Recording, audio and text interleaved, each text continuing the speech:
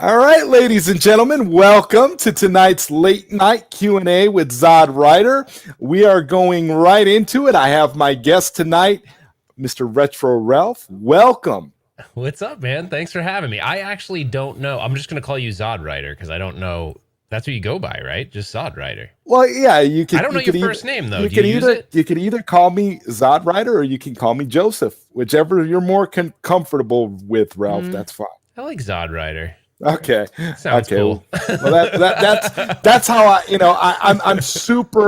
I'm super excited because, man, I've been wanting to have you on one of my late night live streams forever, bro.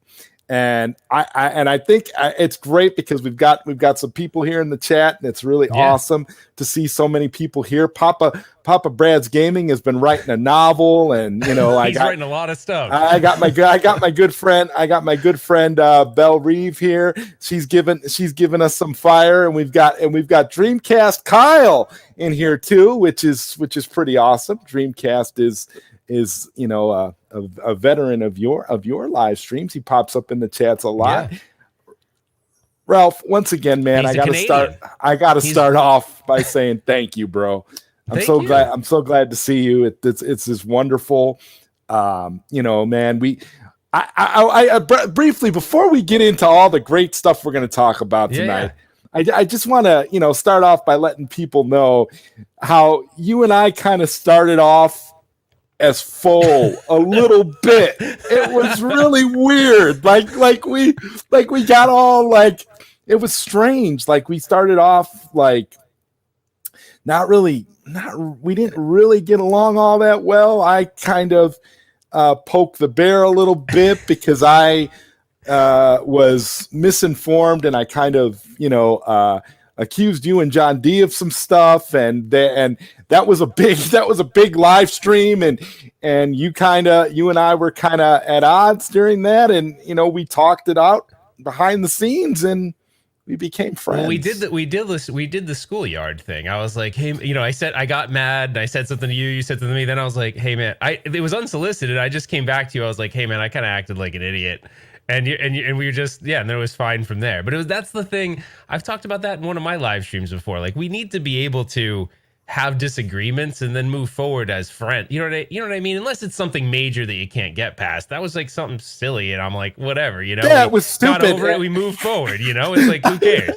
I was just like, oh my God, because you had said something to me in the DMs about cancel culture, and I was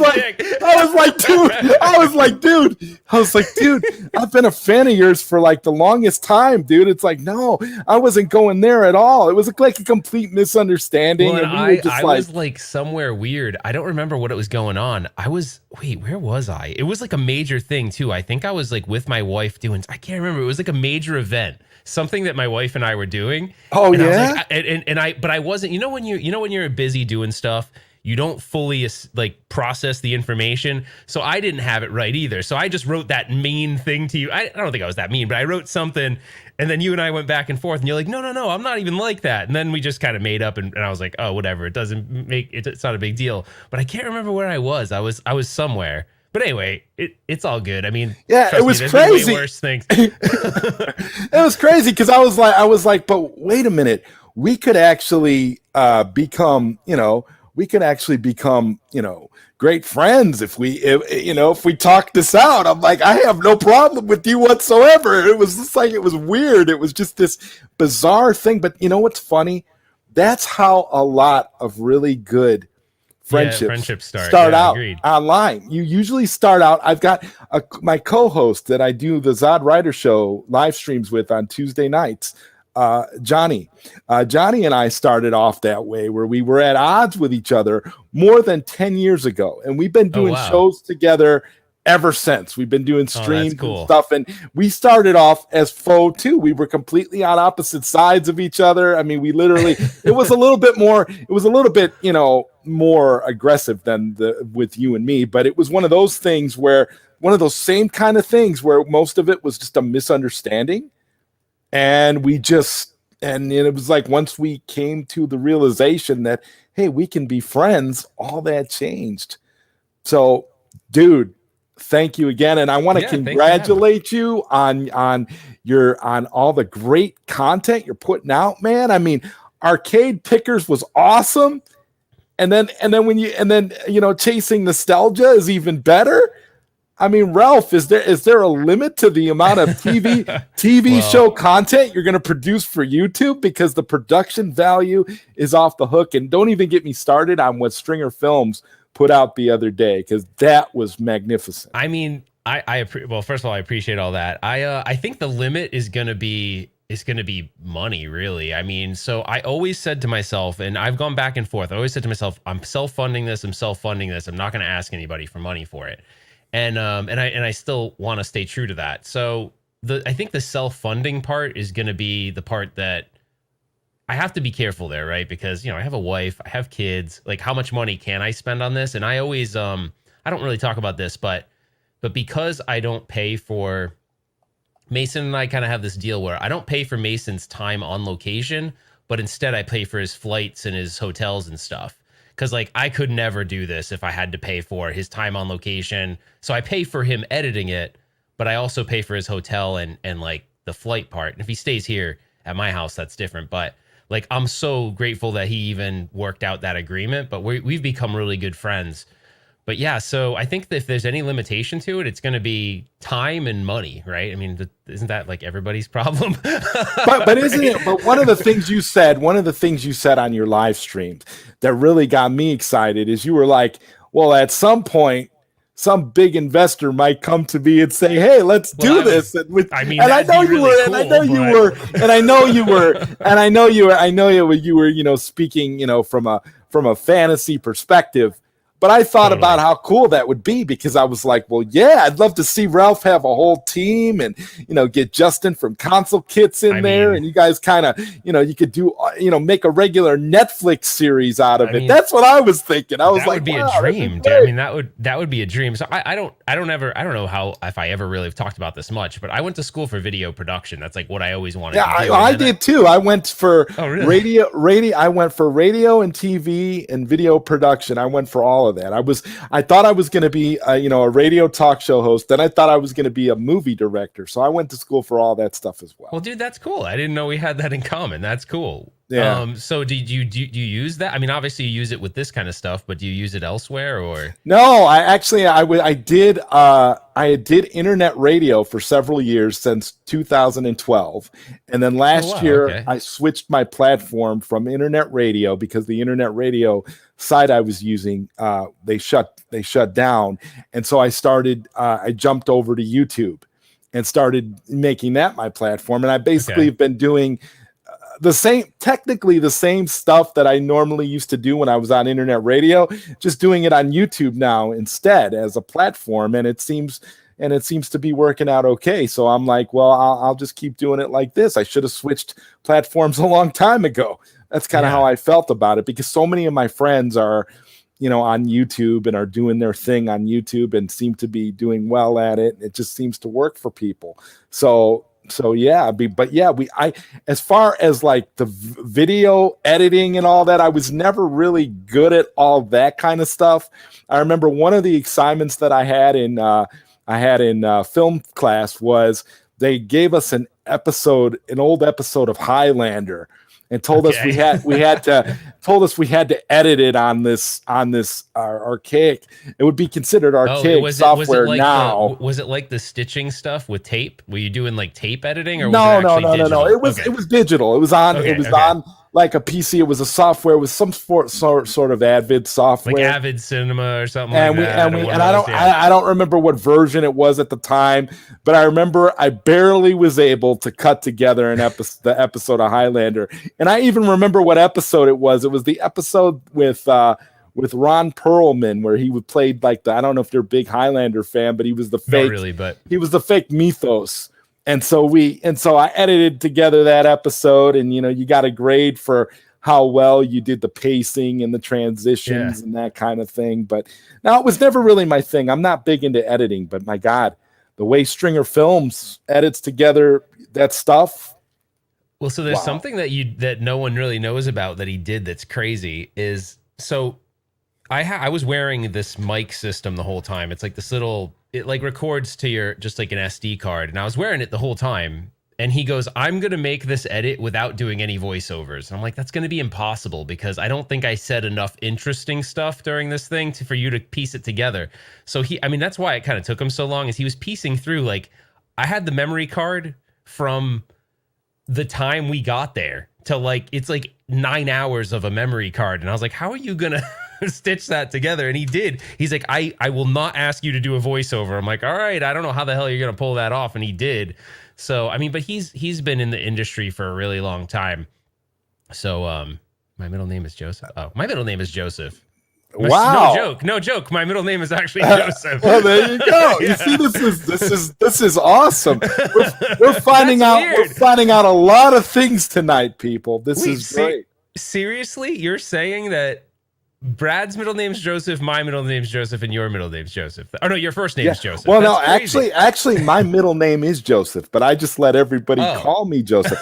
My first name is Lee, but my middle name is Joseph, and I just tell everybody call me Joseph, and because I like that better. Yeah. And then when I created ZodWriter for my online persona, it was just one of those things where I was just like, if you want to call me ZodWriter, that's cool. If you want to call me Joseph, that's cool. I never really use my first name. I'm not really a big fan of my first name. So I tend to just gravitate towards Joseph 100%, but it's my middle name as well. So there you go. All three of us have that in common.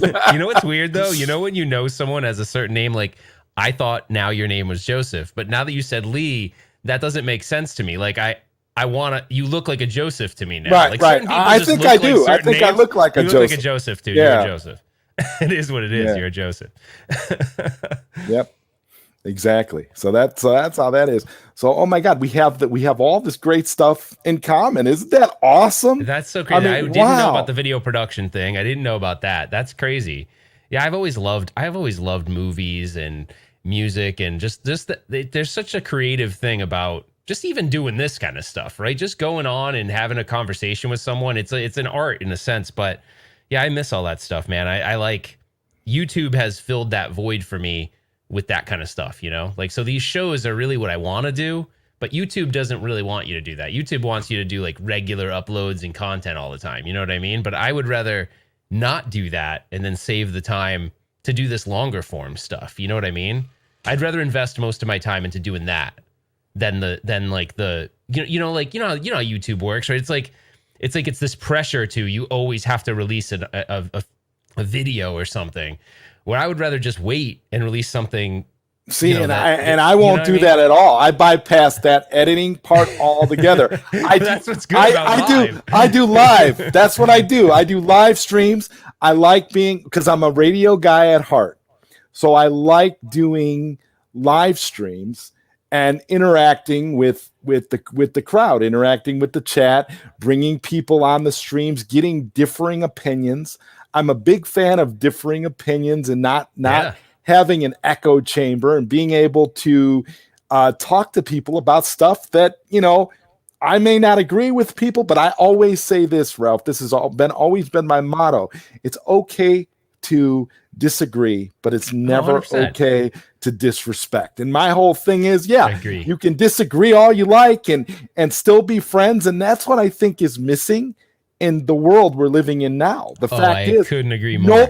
People feel like once you disagree with them about anything, that it's over. Your entire friendship, anything that you have in common, anything. And I'm noticing that this is like a common trait amongst younger dudes. Like, it tends to be like, when you meet dudes like in their 20s or early 30s, they tend to be like that. They have this almost definitive way of looking at things, like, oh, well, you disagreed with me about eggs being the greatest arcade game of all time, so I don't want nothing to do with you anymore. And it really is something that little things like that, Ralph, little simplistic, little tiny things that people I don't understand why people are like that, why they let little things like that get to them when there's so many more important things in life and in friendship and in getting to know someone. So I've always believed that as long as you don't disrespect each other, you can find some common ground somewhere. I think so too. I mean, there's a couple of non-negotiables I'd throw in there, right? Like there's certain traits that if someone has that's like, something super negative, like if someone's like, ultra racist or, you know what I mean? Stuff like that. I mean, obviously those are going to be lines in the sand because, but yeah, I think for the majority of things, like little things, like I like the Intellivision Amico and you don't, like that shouldn't be something we fight about. That should be something we can talk about it and joke, but you know what I mean? It's not something that you stop being friends with. You ban somebody as your friend because, this person loves the Amico. This person is an Amico shill. We cannot be friends with this person ever again. That doesn't make any sense because even though you may disagree about the Amico, you may find that you're both friends of the original NES, Nintendo Entertainment System, and you love it, and you've got the analog, and you're all excited, and you got all this, you're into all these retro consoles. I mean, Ralph, it boggles my mind the way these little petty disagreements over nonsense. Yeah, it was fun as a kid. Like I used to call. There was this one kid. It's so funny. I'm such an idiot. Like this one kid. He was actually the rich kid of our school. And he lived in this super big house or whatever. And he had an SNES and I had a Genesis. And I was like this hardcore Genesis fan. And I remember calling him, like I thought I was a badass. And I like played this soundtrack to Streets of Rage. And I was like, in my mind, I was like, yeah, bitch, your SNES can't do this. What's up? But I'm like, you know what I mean? Like that's so stupid. To do that as an adult, to do that as a kid, you don't know how to process information right at that point. And that seems cool to you. But if you do that same stuff as an adult, like something's wrong with you. Like that, you got to figure out how to grow up, Right. But it was fun then because I was like, oh yeah, Streets of Rage, click. And before, I grew up back then you could slam a phone too, and it would like make a noise. You could be a badass. That's what was good though. Those were great though. That was to show you. That was to show you how resilient landline phones were back in the day. You get angry, you could slam that phone and it wouldn't break. It would work. It would work perfectly fine. The one was with the bell, and it would like be the badass way to hang up on someone because they'd actually like ring, like it'd be a residual ring, and they kind of heard it, so they were like, "Oh man, homeboy's really pissed." Right. I mean, that's the thing. As a kid, I had, we had Super Nintendo, and I knew friends who had, Sega Genesis, and I always had fun going over to their house and playing Sega Genesis because I didn't have Sega Genesis. Yeah. So for me, I never even having a Super Nintendo as a kid, I never really felt the wrath of the rivalry because I was always around people who, even though I had Super Nintendo, I was around a lot of people who had Sega Genesis. So I would play both consoles. So it never really bothered me. There were games I liked on Super Nintendo more. There were games I liked on Sega Genesis more. I mean, if we want to talk about Mortal Kombat.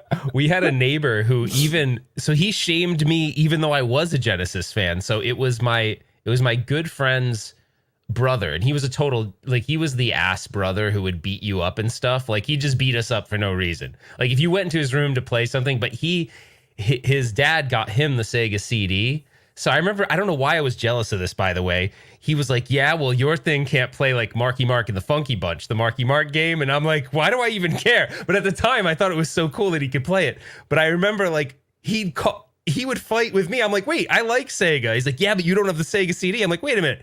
You're fighting with me, but I'm a fan too. It was just weird. Anyways, it was just fun. It's goofy, the stuff you'll fight about when you're that age because you don't. I don't know. It's just stupid. It's all dumb. But I feel like when you're doing that as an adult, that's bad. Like as an adult, you need to be able to, be a little bit more mature than that. I agree. And I mean, now in the world we're living in now, we're so spoiled because we have 8,000,005 ways to play all these games. You're so spoiled. You can run half of these games off of a potato if you wanted to, and you'd be able to play them. I mean, Zod, you don't have a moderator in here, do you? Because someone's like writing some crazy stuff right now. Let's see here. I do. Can you just whack that person? I think I have a couple of mods in here, but if not, mods, if you'd like, please go ahead and get rid of some of these people, because some of these people are doing their thing. So we're gonna remove this person. I hope that worked. I don't know what was going on there, but yeah, and you know all about that, Ralph. We get those that happens. Wow, but and we've got Console Fanboy here with a $9.99 super chat. The man, am I the first super chat? Console Fanboy, aka Zohar, you are the first super chat of tonight. Thank you so much. I appreciate the $9.99 super chat. I gotta give you something for that super chat. So I'm gonna quickly play a little bit of something. This is kind of an in-joke, and I think everybody gets it. Everybody laughed at this when I played it yesterday for super chats. So this is what we're gonna play really quickly here.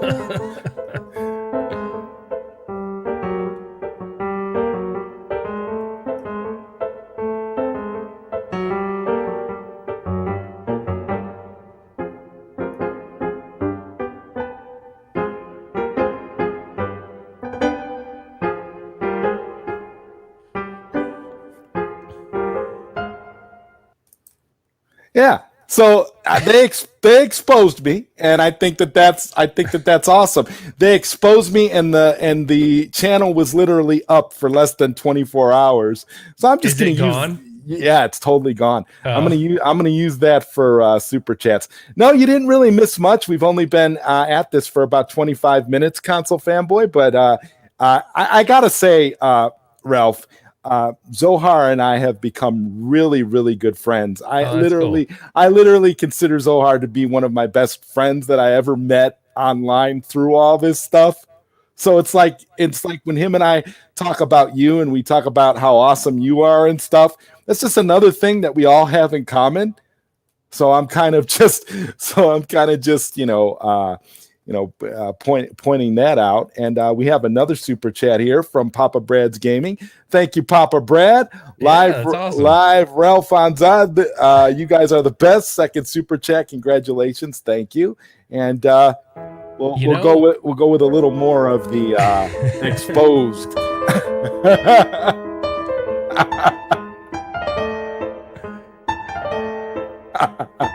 The music's kind of freaky, actually. This video, like totally, weirds me out a little bit, but it's funny at the same time, because you're wondering, like, who's on the other end of that. But like how you pointed out, it doesn't show anything except that my channel's growing. So that's the funny part about it. It's like there's nothing that was exposed there, but that was great. Thank you, Papa Brad. I appreciate that. And Ralph, you had an idea of a great topic that we could talk about, and I know we have limited time together, so I kind of want to, I have a little more time actually. Into that. Oh, that's wonderful. Yeah, I have a little bit more, so we can go a little bit more. Awesome. Yeah. So you had mentioned something about YouTube as a hobby versus someone doing it because they feel that they have to, or it's actually going to get a little touchy, I think, but it's kind of like, okay. I feel like when you do anything, I feel like you do it. There's some reason why, right? There's some reason why, like, why do you do this? And I think this is more of a reflection thing for me, as I was trying to figure out, because I feel like there was a time where I went off on a different path that I really didn't like. Now, I was growing like crazy, but at the end of it, I was like, you know what? This isn't really what I want to do. I've lost the passion in it. Now, I'm the stupid person, right? I'm the person that's going to do stuff because I'm passionate about it and not think about the money aspects of it. That's just me. I've never been really, there are people that'll go, why'd you sell that arcade for that? And I'm like, well, because that person's going to enjoy it. So I've always sort of been like, maybe not the best with money. Like, I'm not a money making guy. Like, I'm more of a pay it forward kind of person. So I feel like when you do YouTube, there's like, do you do it because you're passionate about something, or do you do it for some other reason, like popularity or money or whatever? And I'm not saying that someone that does it for money is bad, but I think at the end of the day, the authenticity, the audience sees that. Like, they're gonna know whether you're authentic or not. Maybe some fans that watch don't notice that. Maybe they're like, hey, I don't care. Maybe they don't give a crap.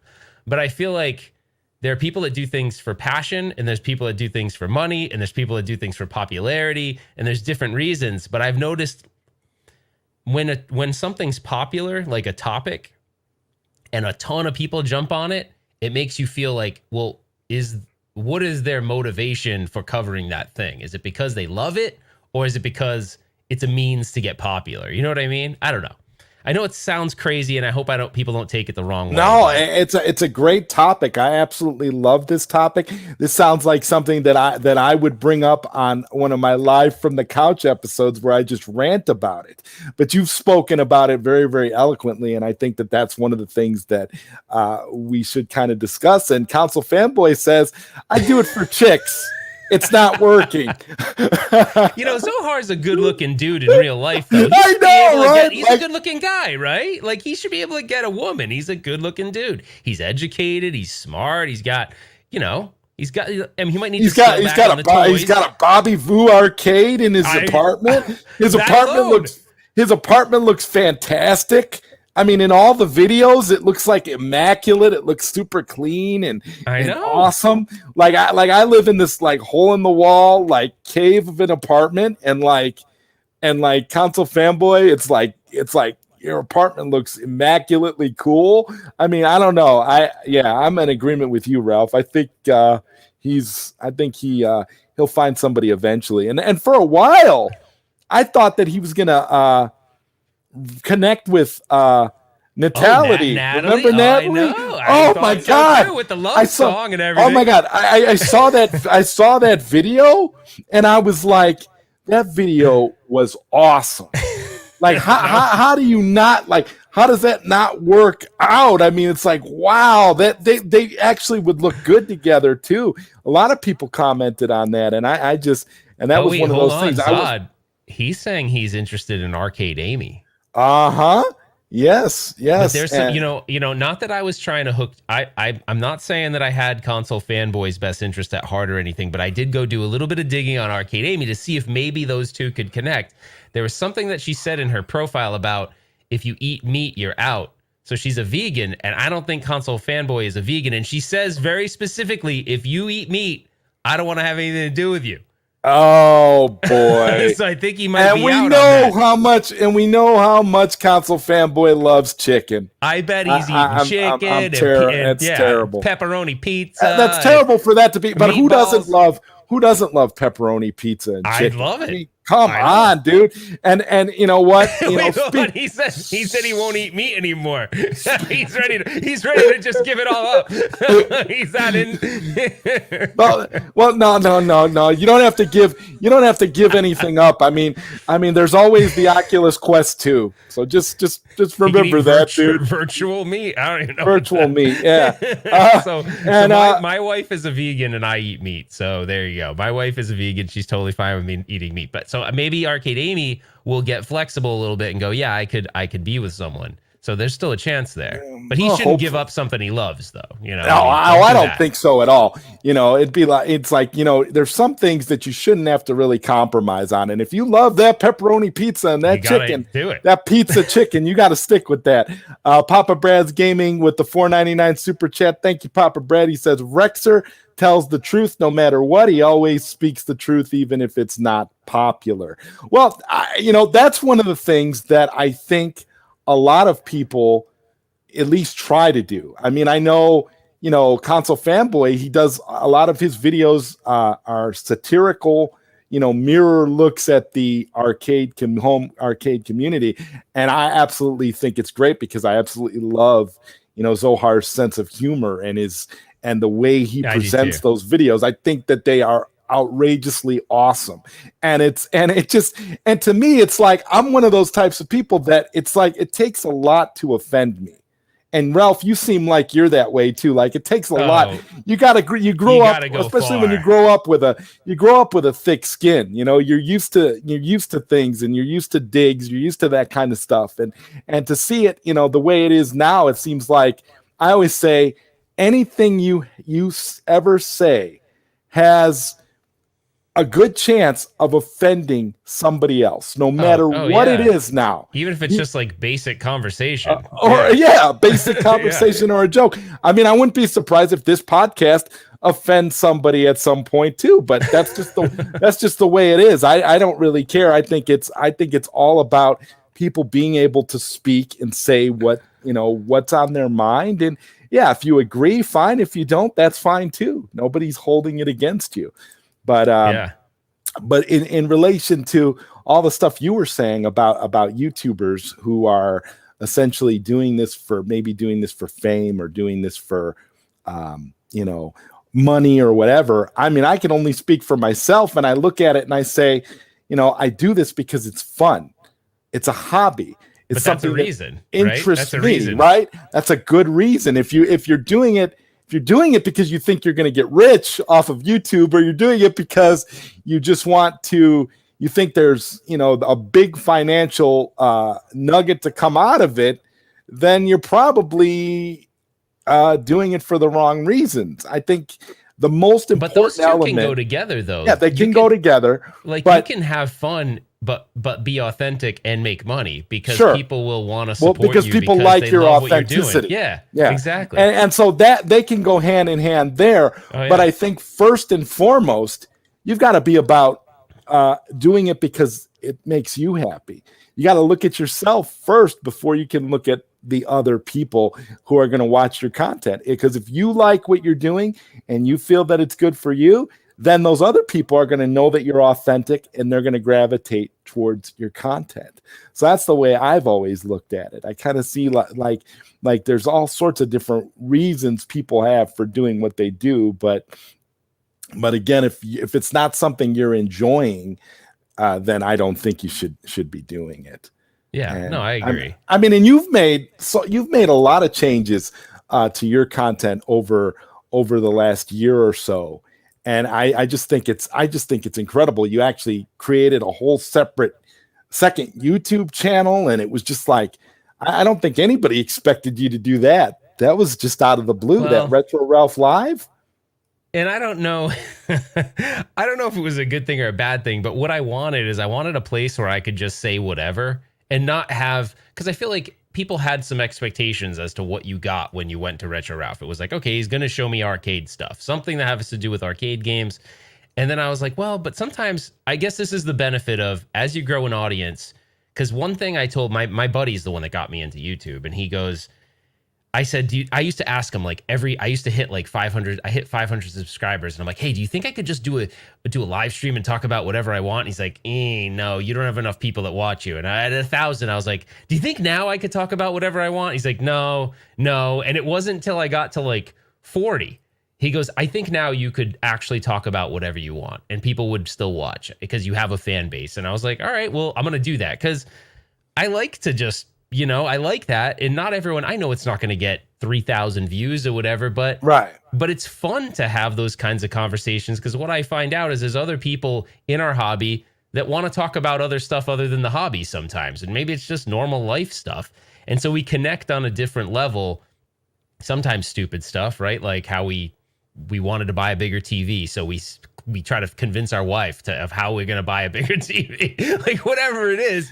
But now, I got to ask you on that note, I'm glad you said that. I want to ask you, how are you convincing your wife? How does your wife process your massive arcade collection? What does she say? Like, is it something that you have to like debate about? Do you have to have a conversation, or is it just understood that this is your passion and you're going to continue to build upon it until you're just over it? How does that conversation go? Well, so I don't know if I did play it on Retro Ralph Live, but it was a while ago. In our vows when we got married, which was about a year ago, she said that she would always support my crazy ideas and my arcade stuff. But I also, behind that, I also always told her, I was like, look, if it ever gets out of control, like if I'm ever at a point where it's totally out of control, you need to let me know. And so I even when she moved in here, when she moved into this house that we have now, it was out of control when she moved in. So like there was stuff in the living room, there was stuff in the kitchen, there was stuff everywhere. Like it was like an arcade parts depot. Like it was bad. And so I said, look, that's not respectful to you. We now both live here, and it was out of control. So to me, I'm just like, look, if I can keep my hobby under control, then we're good. But I will trust that if it gets out of control, I said, dude, tell me how it is. Like, Kim, if it's out of control, tell me, and I'll fix it. Because I don't want it to be, it's a freaking hobby. It shouldn't take over my life, So there's limits to everything. It's just the way it is. Well, I like that you basically are leaving it to your wife to be that intervention if it ever gets to the point where it's too much. I mean, I just, because I think about it all the time. I'm like, I live in a small place, so even if I wanted to have 34 arcade cabinets, it wouldn't be something that's realistic. But at the same time, I see people like you, and I see, like Jason's third floor arcade, where like he's got like an entire portion of his house dedicated, where it literally looks like an old school arcade. And it's just like that. Those kinds of things are cool, and those kinds of things are nice, but I couldn't imagine having to reconcile that with somebody else and to say, well, gee, we've got to make a decision here. Do we move out this furniture so that I can move this Terminator 2 cabinet in here? Or do we just say no to the Terminator 2 and move in the nice big couch for the next, for the big room? It's a discussion, because these arcades at the end of the day and the truth is, these home arcades, and specifically with like Arcade 1-Up and stuff, are getting more and more expensive as time goes on. They're not going down in price. And when you look at, like, for example, like a Killer Instinct for $749, I feel like they're pricing people out of the home arcade market. I think they are too, but it's weird because I said this a while ago. I thought it was just going to be a fad and it would go away. I'm like, these things. Oh, wow. And that was at $300. So it's $300. You get the riser for $50. I was like, oh, there's no way. This is going to be a 24-month thing. It's going to be a cash grab and everyone's going to be out of it. Like, to me, it was, hey, let's pull on the nostalgia heartstrings. We're going to make some quick money, and then we're going to go back to making toys, because that's what tastemakers did. They used to make toys.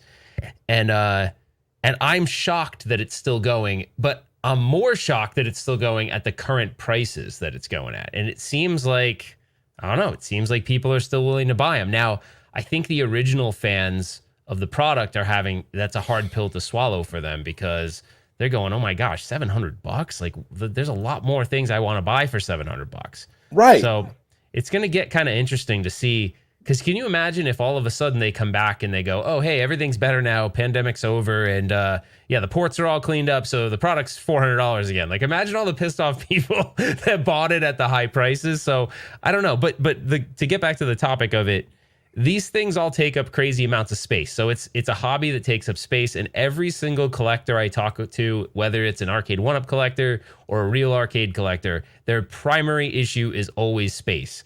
Because everyone goes, oh, I want this game. Oh, shoot. You know what? I really like that game too. And their list of must-have games becomes more than they have space for. So you're like, oh, crap. But I guess for me, it's just don't let it get out of control, because it can. And be self-aware of, hey, there's other people I share this space with that might, you know what I mean? It's being respectful to the person you share your space with, I think. Right. Yeah, I don't know. I think that's all it is. I mean, but what I'm saying might not be the right answer for someone else. Like, third floor Jason arcade, I think, or third floor arcade with Jason, that's a long name. I think he must have it looks like he might have like a tenement house or something, and it looks like he might have a whole floor. So yeah, and it looks awesome. Yeah, it looks like, doesn't it cool, look like like a literally like a showroom for arcades? Like, you could look at it and be like, wow, this would look good in like 360-degree virtual reality, Jason. I mean, wow, this is awesome. but no, I see where you're going too, and I said Rudy's giving me a dig right now, like being able to park in the garage. You cannot park in my garage, actually. So I in lieu of taking up house space, I took up garage space. So that is true. I'll bite the bullet on that one. He's right. I cannot park a car in my garage anymore. Yeah. Well, that's the thing. Are you basically over the hobby moving yourself out of your house at this point? Because of your hobby. The reason for the garage, what's happening? The reason for the garage was that now I'm buying machines because the cost of all this stuff has gone up quite a bit. So not only has Arcade 1-Up costs gone up, but the original arcade games are going for crazy prices right now. So I tend to buy broken machines that need work. Now is that because of Arcade 1-Up? I really don't know. I mean, I was talking to someone the other day that's a hardcore arcade game collector, and he's like, he thinks Arcade 1-Up actually devalues real arcade games. I don't really know what the right answer is to that. I think it gets people interested in the hobby, so I'm all for it. I don't know if it devalues them, though. I don't think it does either. Yeah, I don't think it does either because people that are buying 1-Ups and buying the at games and the MVSX and all that stuff, people buying that stuff are buying it because it's affordable and you're able to relive some of those memories. And you could be a collector too, but at the end of the day, it's all subjective and it's all up to the individual. But really, it shouldn't have any bearing on the value of an actual real arcade machine. You're talking about the difference between like a 300-pound arcade and a 60-pound arcade. I mean, no, agreed. Yeah, it's weird, man. I mean, it's just, I think this principle of the hobby can get out of control is with any hobby. You know, someone that collects statues or action figures or whatever it is, baseball card. I mean, I think anything can get out of control if you let it. It's just a matter of being aware of things. And I had said this on my Coffee Talk show, is that I have a rotation. I have games that are expendable, like games I'm okay with eliminating. With your collection, you kind of have to be, right, because you need the space. So yeah, but that's the thing, is you have to make that choice though. You have to go, okay, this is all I have. I can only fit so many inside. So if there are ones I want to bring in that are new, something has to go. And so that's the hard part, is will you be able to let something go? Because then you're talking about having storage units and all sorts of things, which I do have, but console fanboy, Road Blasters is expendable. It should be now, considering all the problems that you've been having with it. I mean. That's the thing. I want to do a video on this because I think people ask a lot. They go, "Oh, I'm really interested. I want to get into full-size arcades." And the thing is, they will break 100%. So if you're not willing to want to fix them, then you shouldn't get into the hobby. Like, you shouldn't collect them because they're going to break. It's just a matter of when they break, but they're going to 100% break because they're old. I mean, we're talking, some of these things are pushing 30, 40 years old. It's a miracle that they even still work. But that's also a testament to the kind of parts totally. and the quality of the boards that they used back in the day. Totally. And ultimately, too, when you think about a lot of these, arcade owners now are using, they're replacing the CRTs that break down with LCDs or IPS displays, because they're cheaper and they know that these machines are going to break down and they need to, and it's easier to replace them than trying to replace the CRTs with the tube issues and stuff, as you were describing with Road Blasters. So I think we found the comment of the night too, with Mason Conrad. Be right back. I'm making a channel to get rich. That's the comment of the night, ladies and gentlemen. That's the pinned comment. I mean, look at a guy like, do you ever watch what's his name? Mr. Beast. Do you ever watch him? Mm-hmm. So he's like, the one thing, I watch this guy and I'm like, man, the guy is like this. He gives back so much to people that I don't know what his main motivation is, but it's clear that he is making a lot of money, but he's spending a lot of money and he's touching all these people's lives with this crazy cool stuff that he does. So he's got like this huge philanthropic heart to him. So someone like him, he's kind of like a good example of he's making money, but he's giving so much back to other people. So that's really cool. Now, I'm not at all in that position to do that kind of stuff, but I hope that like he's a good example. I hope people lead by example with someone like him that even though his channel's kind of focused on that, is that if you make ridiculous amounts of money, it's really cool to be able to do like life-changing things.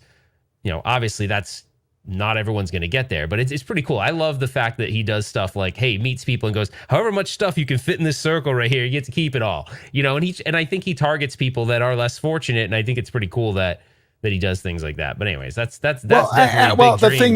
The thing is though, Ralph, if you keep doing, top quality Netflix style shows on YouTube, like the ones you've been doing lately, I mean, I could totally see that happening. I could totally see you being able to accomplish your dream and do it regularly, because I don't know. I thought arcade pickers was a brilliant idea. I was like, yeah, and that was Corey's idea. It was a good idea. And unfortunately, between him and I, we just didn't see things the same way. It is actually, I mean, legitimately throwing it all out there. It is unfortunate that, and it's probably more my problem than his. I just feel like I wasn't feeling the direction that some of it was going, but that was a unique idea. And that was his idea. He was a big American Pickers fan. And he said, hey, it would be really cool to do this, but for arcades. I think a show like that would have to expand a little bit more, though. Like it would have to go into different topics. Because I don't know if you know Todd Tuckey over at TNT Amusements. He's like one of the biggest resellers of arcade games in the country, probably in the world. And he tried to have a reality show multiple times, and they used to go back to him and go, hey, Todd, could you incorporate family a little bit? Hey, Todd, make it more drama. Hey, Todd, do this, do this, do this. So they kept telling him, like, we're really interested in what you're doing, but you don't have drama. You don't have conflict. You don't have all this.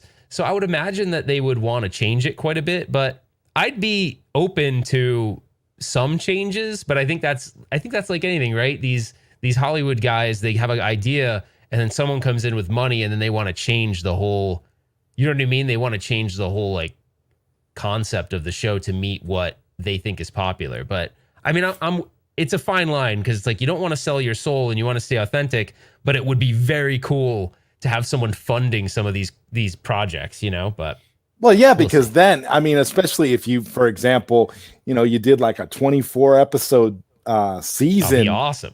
of a show like that. I mean, just simply going from place to place around the country, finding arcades, and maybe eventually finding that holy grail, that working Polybius cabinet. I really feel like that's something that is in your future that you may come across at some point, because if anybody's going to come across a Polybius, it's going to be you, Retro Ralph. Well, TNT Amusements has one, apparently. They have so yeah, what were you saying? Sorry, I didn't mean to cut you off I was just going to say your obsession with the mythology behind that makes you the perfect person to eventually find one of those cabinets. So I still question whether or not that story is true. And I know a lot of people are like, oh, come on, that story's not true. But I'm like, why I don't know. I don't know. It's an interesting story that there was this like mysterious arcade game that popped up, supposedly mind controlling people, and people would download data from it to try to figure out what people were doing. I don't know. It's like, I love those kinds of like weird urban legend things. So anyway, I hope it is real at some point. Oh yeah, Papa absolutely. Brad, I might have. He said Holy Grail, Narc Mint. I might have some interesting stuff coming on a truck right now.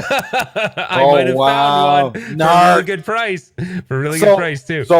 So there was a legitimate reason for you posting about Narc on Twitter. There's always a reason why I do stuff. Always a reason. I mean, because quite honestly, that tweet came out of nowhere. But I was like, I'm going to retweet this because we all love Narc, right? I mean, just saying. I mean, that's wow. I mean, you know what's really cool, dude, that's happened throughout this whole journey, which is so neat. And I don't know how to repay people for this because it's so neat. So people now, more so now that I'm in this like more of the traditional arcade space, is people will look out for you. They'll be like, oh man, I knew you liked so-and-so game. Like they'll tell you if something pops up somewhere. So maybe I'm not saying that happened, but maybe someone told me where there was a narc for a really good deal and I might have got it. But the other thing that I've got on lock now is shipping machines is like seemed like an impossible task before because they're super heavy. But there's this woman that everyone knows in the arcade space. Her name's Michelle, and she works for this shipping company. And it's like, if you want an arcade game shipped, you call Michelle, and she'll ship it wherever you are. If I went, hey, my buddy Zod wants this arcade game. I have it at my house. She's like, what is it? We're going to come. They pack it up for you. Dude, they do everything. They come to your house. They pack it up. They pack it up nice. They put it on the thing. It shows up to you, and they put it in your house wherever you want it. It's freaking amazing. And so that's the hardest part is these things aren't easy to move around. You can't like strap them on your back and walk down the street with it. So yeah, anyway, sorry, I went off on a tangent there. So, I mean, so that process, that's got to be super expensive though, right? So here's the thing. You have to make sure you find machines at good prices, because if you find them at good prices, then you can kind of make up for the shipping cost a little bit. It's inflated right now because everything is, but it's not as bad as you'd think. Put it that way. It's cheaper than Captain's Auctions, and they charge a lot. That's interesting that Mike... Mike pointed out Kim is giving Ralph subtle hints by sabotaging road blasters. That's awesome. She's setting ticking time bombs in there. Oh my God. I've seen your struggles with road blasters.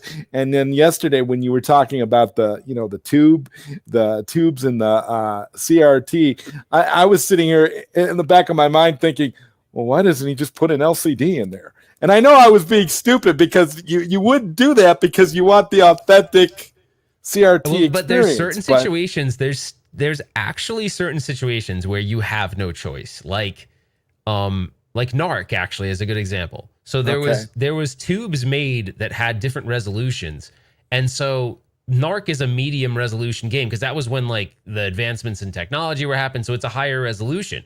Those CRTs are actually harder to find. So someone that has a Narc may not be able to find a medium resolution 19-inch monitor, so they have no choice. And that is happening more and more now, where there's certain monitors which are becoming harder to find. Like Nintendo was classic for using these Sanyo monitors, and people tend to hold on to them as spares, and there aren't as many out in the marketplace. So if one of those fails on you, like in a Donkey Kong, you might be forced to put an LCD in it if you want to keep enjoying the hobby. That's going to be if there's any death to the arcade hobby, it's going to be someone needs to figure out a solution to CRTs dying. They have to.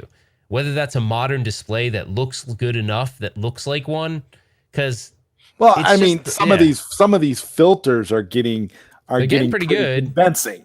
So at some point they're going to crack that code with the CRT filter. I would think so. Where you're going to pretty much be able to be like, okay, this looks really great.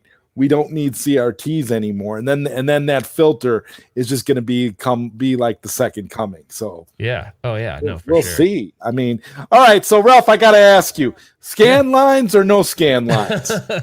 Well, if it's an LCD, actually, believe it or not, you're probably not believe this answer. But the way they do scan lines on an LCD, when you turn them on, it makes the image really dark, usually, depending on how good they implement it. Yeah, I've noticed. So typically I would actually say no scan lines on a modern display because it just looks too dark. Unless someone does it really, really well. Like Analog does it really well on their system, so I tend to use it on theirs, but it's really expensive stuff. So. And the Third Floor Arcade with Jason says, Retro Ralph got me hooked on this stuff. Oh, so there you go. Hate me. Like, look, my wife hates you, dude. Actually, his wife plays games with him and is in videos with him. That's cool. What I love about watching Jason at the Third Floor Arcade. I think it's his wife, right? I think he's married, it's either his wife or his fiance or girlfriend, whatever. That's cool that she plays with him. Yeah, but yeah, I mean, it's so great to see that. And you did a few videos with you and Kim playing games and stuff and that kind of thing. Yeah. I mean, how does she feel about games? Does she enjoy the games too? Do you try to integrate her in there when you can, if you want to actually sit down and play stuff? I do, but I don't pressure her. I try to figure out what games she'll like. Like, she loves the Outrun 2 downstairs because it's like a driving game. It's fun for her. She loves that. The other game that she'll play, no matter if we want to have some time at home and play a game, she'll all day long play Silver Strike bowling. She loves that game, and we get really competitive with it. And it's funny because if she's playing, typically she's not drinking and playing, but when she drinks and plays, she tends to go left with the trackball. So she's always doing gutter balls. So I know I'm like, you had too much to drink. Every ball's a gutter ball. So we have fun with that. But there are certain, and she likes pinball, but I don't own a real pinball. But when we go, there's like a local bar here. We'll go every now and then. You know, I try not to make it all about, because I feel like at some point it's like, all right, well, that's my hobby, but let's do stuff you enjoy too. So it's like that fine balance between that. But she's a good sport about it. She's also a really awesome person. Like she's like one of those like pretty rare people that really it doesn't take a lot to get. She's happy by like the normal things in life. She doesn't need a whole lot. And that's pretty rare, I think, these days. So she's awesome.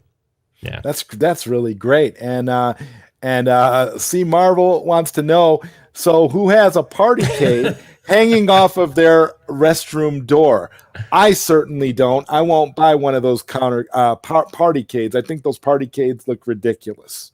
They're weirdly shaped and odd, and you got to hang them off of stuff or latch them on to stuff. I don't know. I've never been able to get into that aesthetic.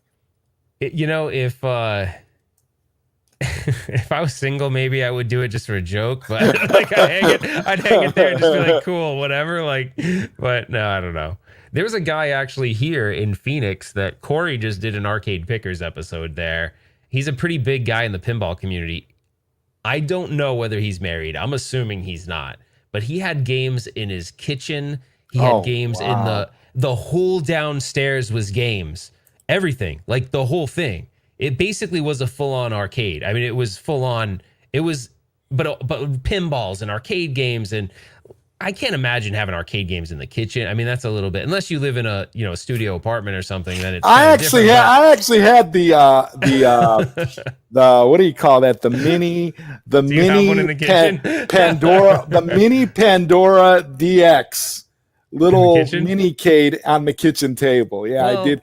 For a while, but then I moved it because it was like the kitchen table is only so big, and having a little like mini countercade there was kind of ridiculous, so I moved it. But for a while I had it there because I would sit down. What I would do is I'd wake up in the morning, I'd sit down, I'd drink my coffee, and then I'd get on that little Pandora box DX and play. There's a lot of games on that too. So. That thing is crazy. There's like 3,000 games on it. A lot of games. It's smaller than an arcade one-up countercade, and it's actually pretty cool if you just want to pick up and it is pretty cool. Play some games. I don't really, people, Pandora boxes get a bad rep. They really do. People rip on Pandora boxes all the time, and Wicked Gamer has made a career out of these I'm a good friend. Pandora boxes. I love friends, actually. Gamer.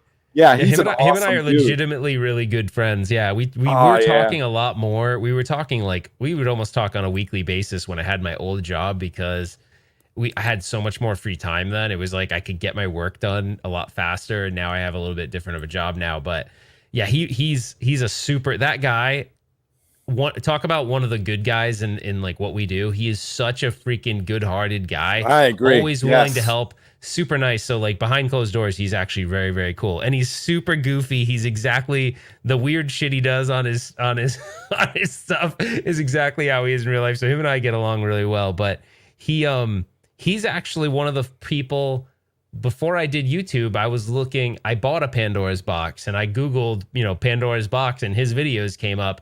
And it was weird because once I started YouTube, I messaged him. I was like, hey, man, I watched you a while ago. And he wrote back within it was like a couple days he wrote back. And I wasn't expecting him to write back. And he kind of encouraged me. He's like, yeah, if you want to do YouTube, that'd be really cool. I think that'd be good, And I told him kind of my idea. And he was, yeah, that's pretty neat.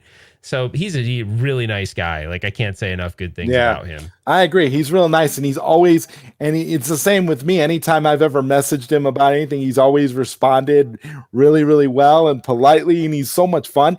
He was the reason why I got one of those. Him and Console Fanboy were the reason why I got the Play Minimal Mortal Kombat machine. Okay. From Spain. I've never had one. Is it pretty cool? Oh, it's beautiful, man. I mean, it's got the the coin slot. It's so authentic, and it's shaped exactly like the Mortal Yeah. Kombat arcade machine, and it looks amazing. I had to modify it though, and thanks to you guys, I learned how to mod. I actually because it came with an orange pie Oh yeah, with yeah, with uh with with like 2,000 games on it, but the problem was the orange pie is very, very buggy. So yeah. there's always a lot of issues with it. So I ended up uh, replacing the orange pie with a Raspberry Pi 4, and I modded it to where, and then I put a nice image in there, and I was able to, and now it's absolutely fantastic. I can't say That's enough good cool. things about it. It's a wonderful little cabinet. And I think they also do like a Neo Geo MVS kind of like knockoff thing, and it Yeah, that's looks pretty really cool. great. I mean, it's nice to see the replicas, especially with people being into all the ones that have come out from like New Wave Toys and that kind of Oh thing. yeah.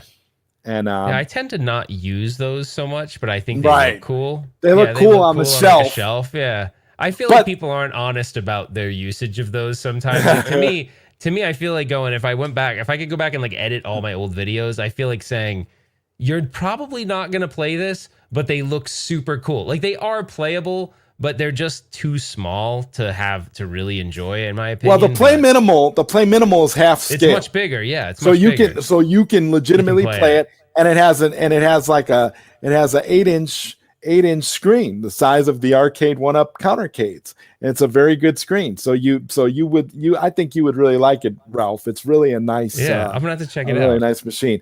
Akuma Koopy Rev Mel, was asking what I was drinking. what So are you drinking? I'm actually drinking a beer by a brewery out in this was given to me. This was really cool actually. So it's out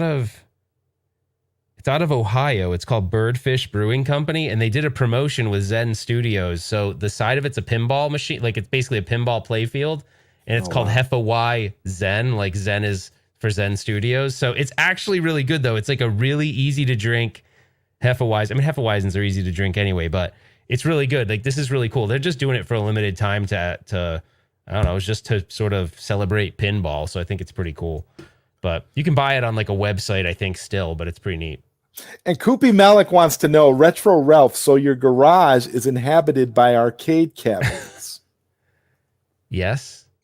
Yes, it is. That was more of a recent thing. Before we could fit we could fit one car in, and now you can't fit any cars, but it's okay. But Yeah, hey, well, Akuma Rev, how's it going on? What's going on, buddy? We need to figure out. We got to do that fight with UAG. I'm supposed to fight UAG, but he's been practicing. oh, yeah. Are lately. you talking about on the with the big blue? Yeah, we're supposed to do that. We got to do that. I need to start practicing though, because I haven't really been on it much. I get my ass kicked by that one dude who beats everyone My, basically. my my only hope for jumping online and fighting and playing Street Fighter with you guys is if they come out with a countercade with Wi-Fi. That's my only hope, because right now if I couldn't buy a big blue because I wouldn't have no place to put it. It'd be really neat, honestly. It'd be really neat for them to have a complimentary countercade that goes with it. Because I mean, it'd be, you know what I mean? It could give someone else the chance to play online that might not have that chance, you know?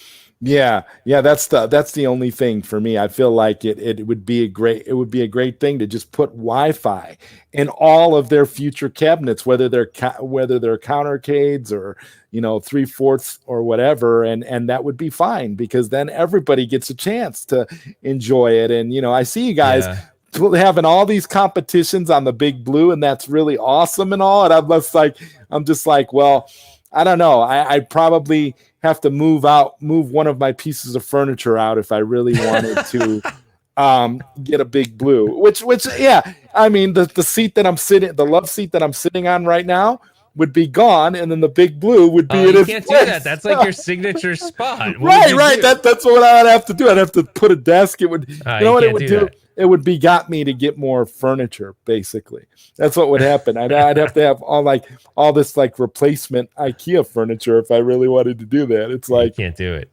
It's like, yeah. Wow. I'm like really.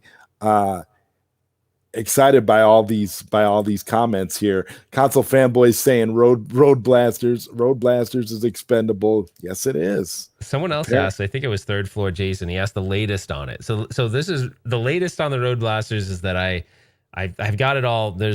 I'll do it in 2 seconds. There's basically this flow chart that you can look at, and it'll tell you what's wrong with your monitor. It's actually really cool. They do it for a couple of bigger monitors. You say like, this is what's going wrong with it, and it leads you to the answer.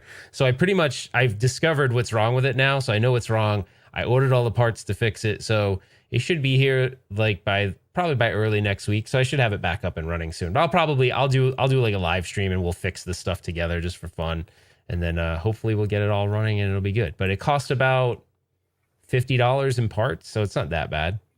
Oh wow! Well, that's cool. And I've got a super chat from Akuma Rev here. He says, hit me up, my man. I can't wait to collaborate this week. Is UAG and Mad At's going at it. Zod, why do you look like Lex Luthor with a name like Zod? Well, I don't know. I actually I don't know. I'm a big fan of General Zod, obviously, since I decided to use that name, and I like to write. So I called myself ZodWriter for that purpose. And I was going to ask you that question. Now I know. I do get told by a lot of people that I look like Lex Luthor. I think that's pretty funny. Yeah, I'm the wrong villain. I should have Lex somewhere in my name. And let's see here. Yeah, Akuma Rev he's got the chat riled up here. And Papa Brad's Gaming says kneel before Zod. And Third Floor Arcade is saying that his Wi-Fi is having issues. Have you experienced any issues with the Wi-Fi with the Big Blue, Ralph?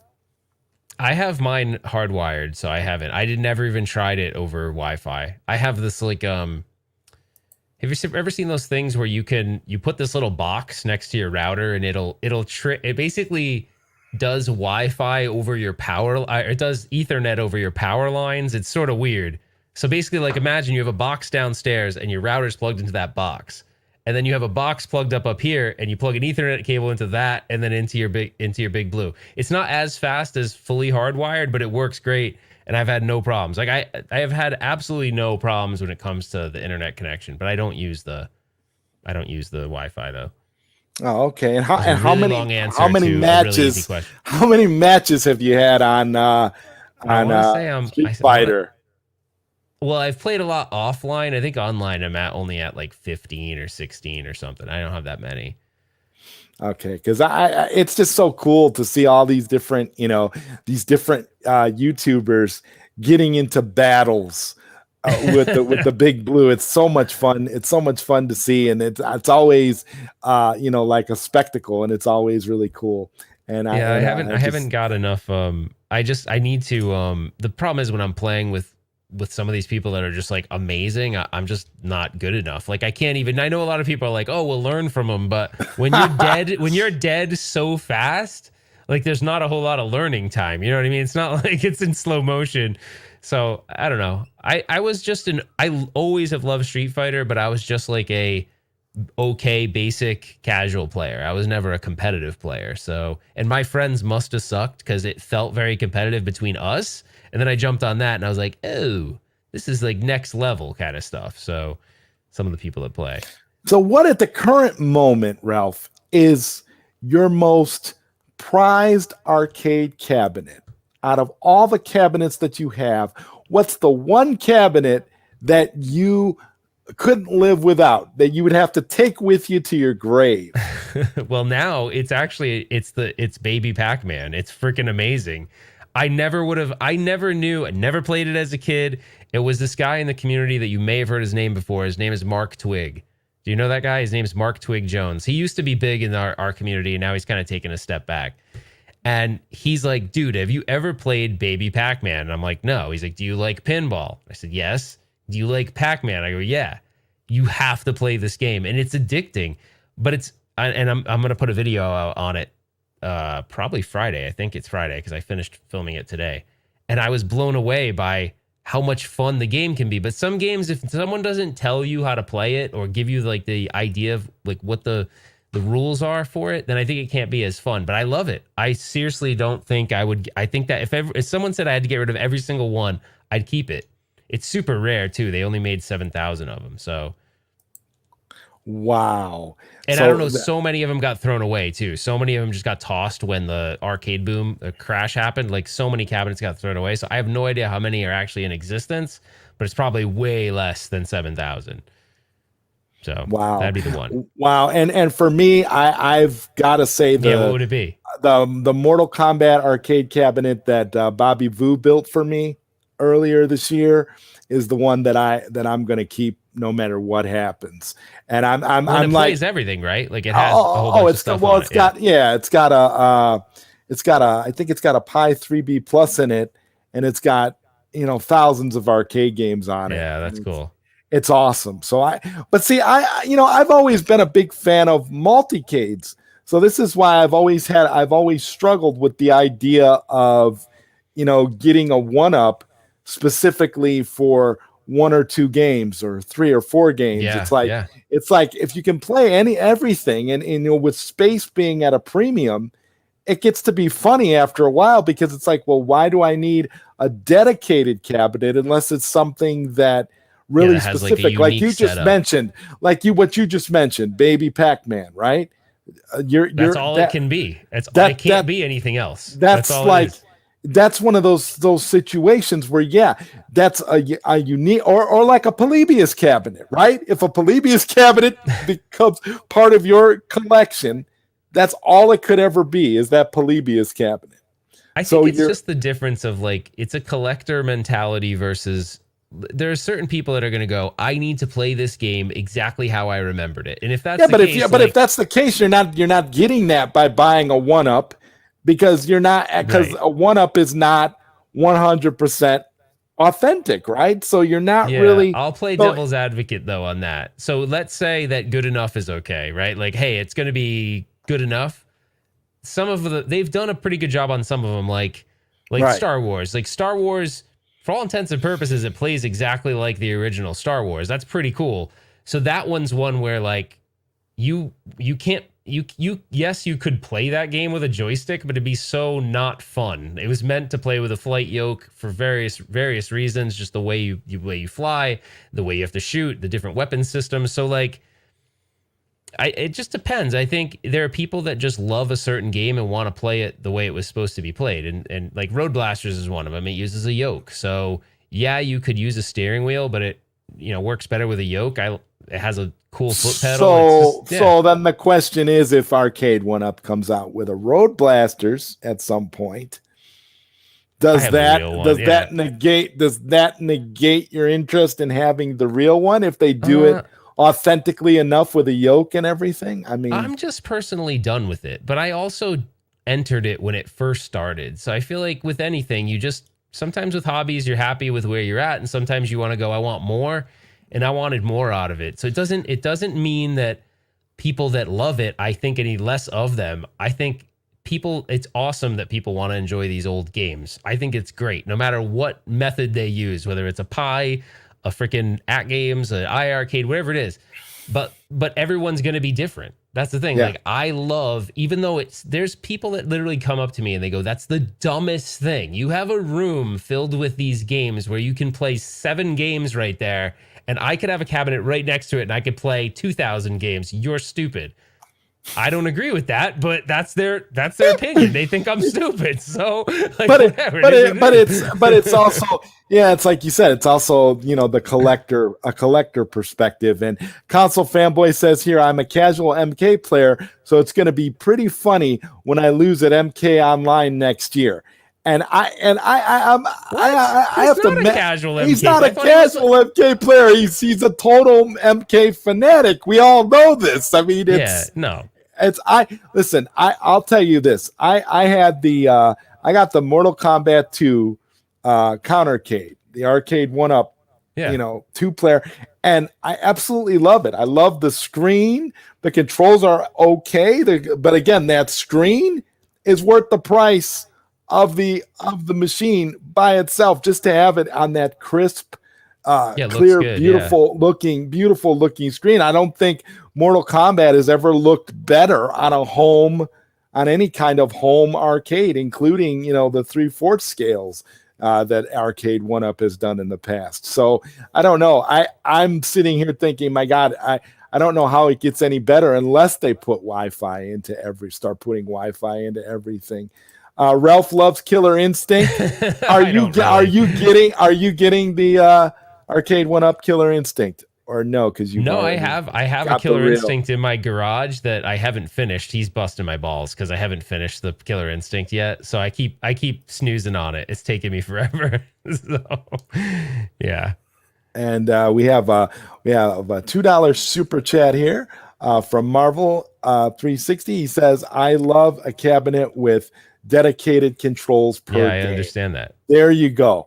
I think that's the difference between people that prefer multicades over dedicated cabinets. Yeah, it does make a difference, though. It does. Like the Legacy cabinet, for example, the Midway Legacy cabinet.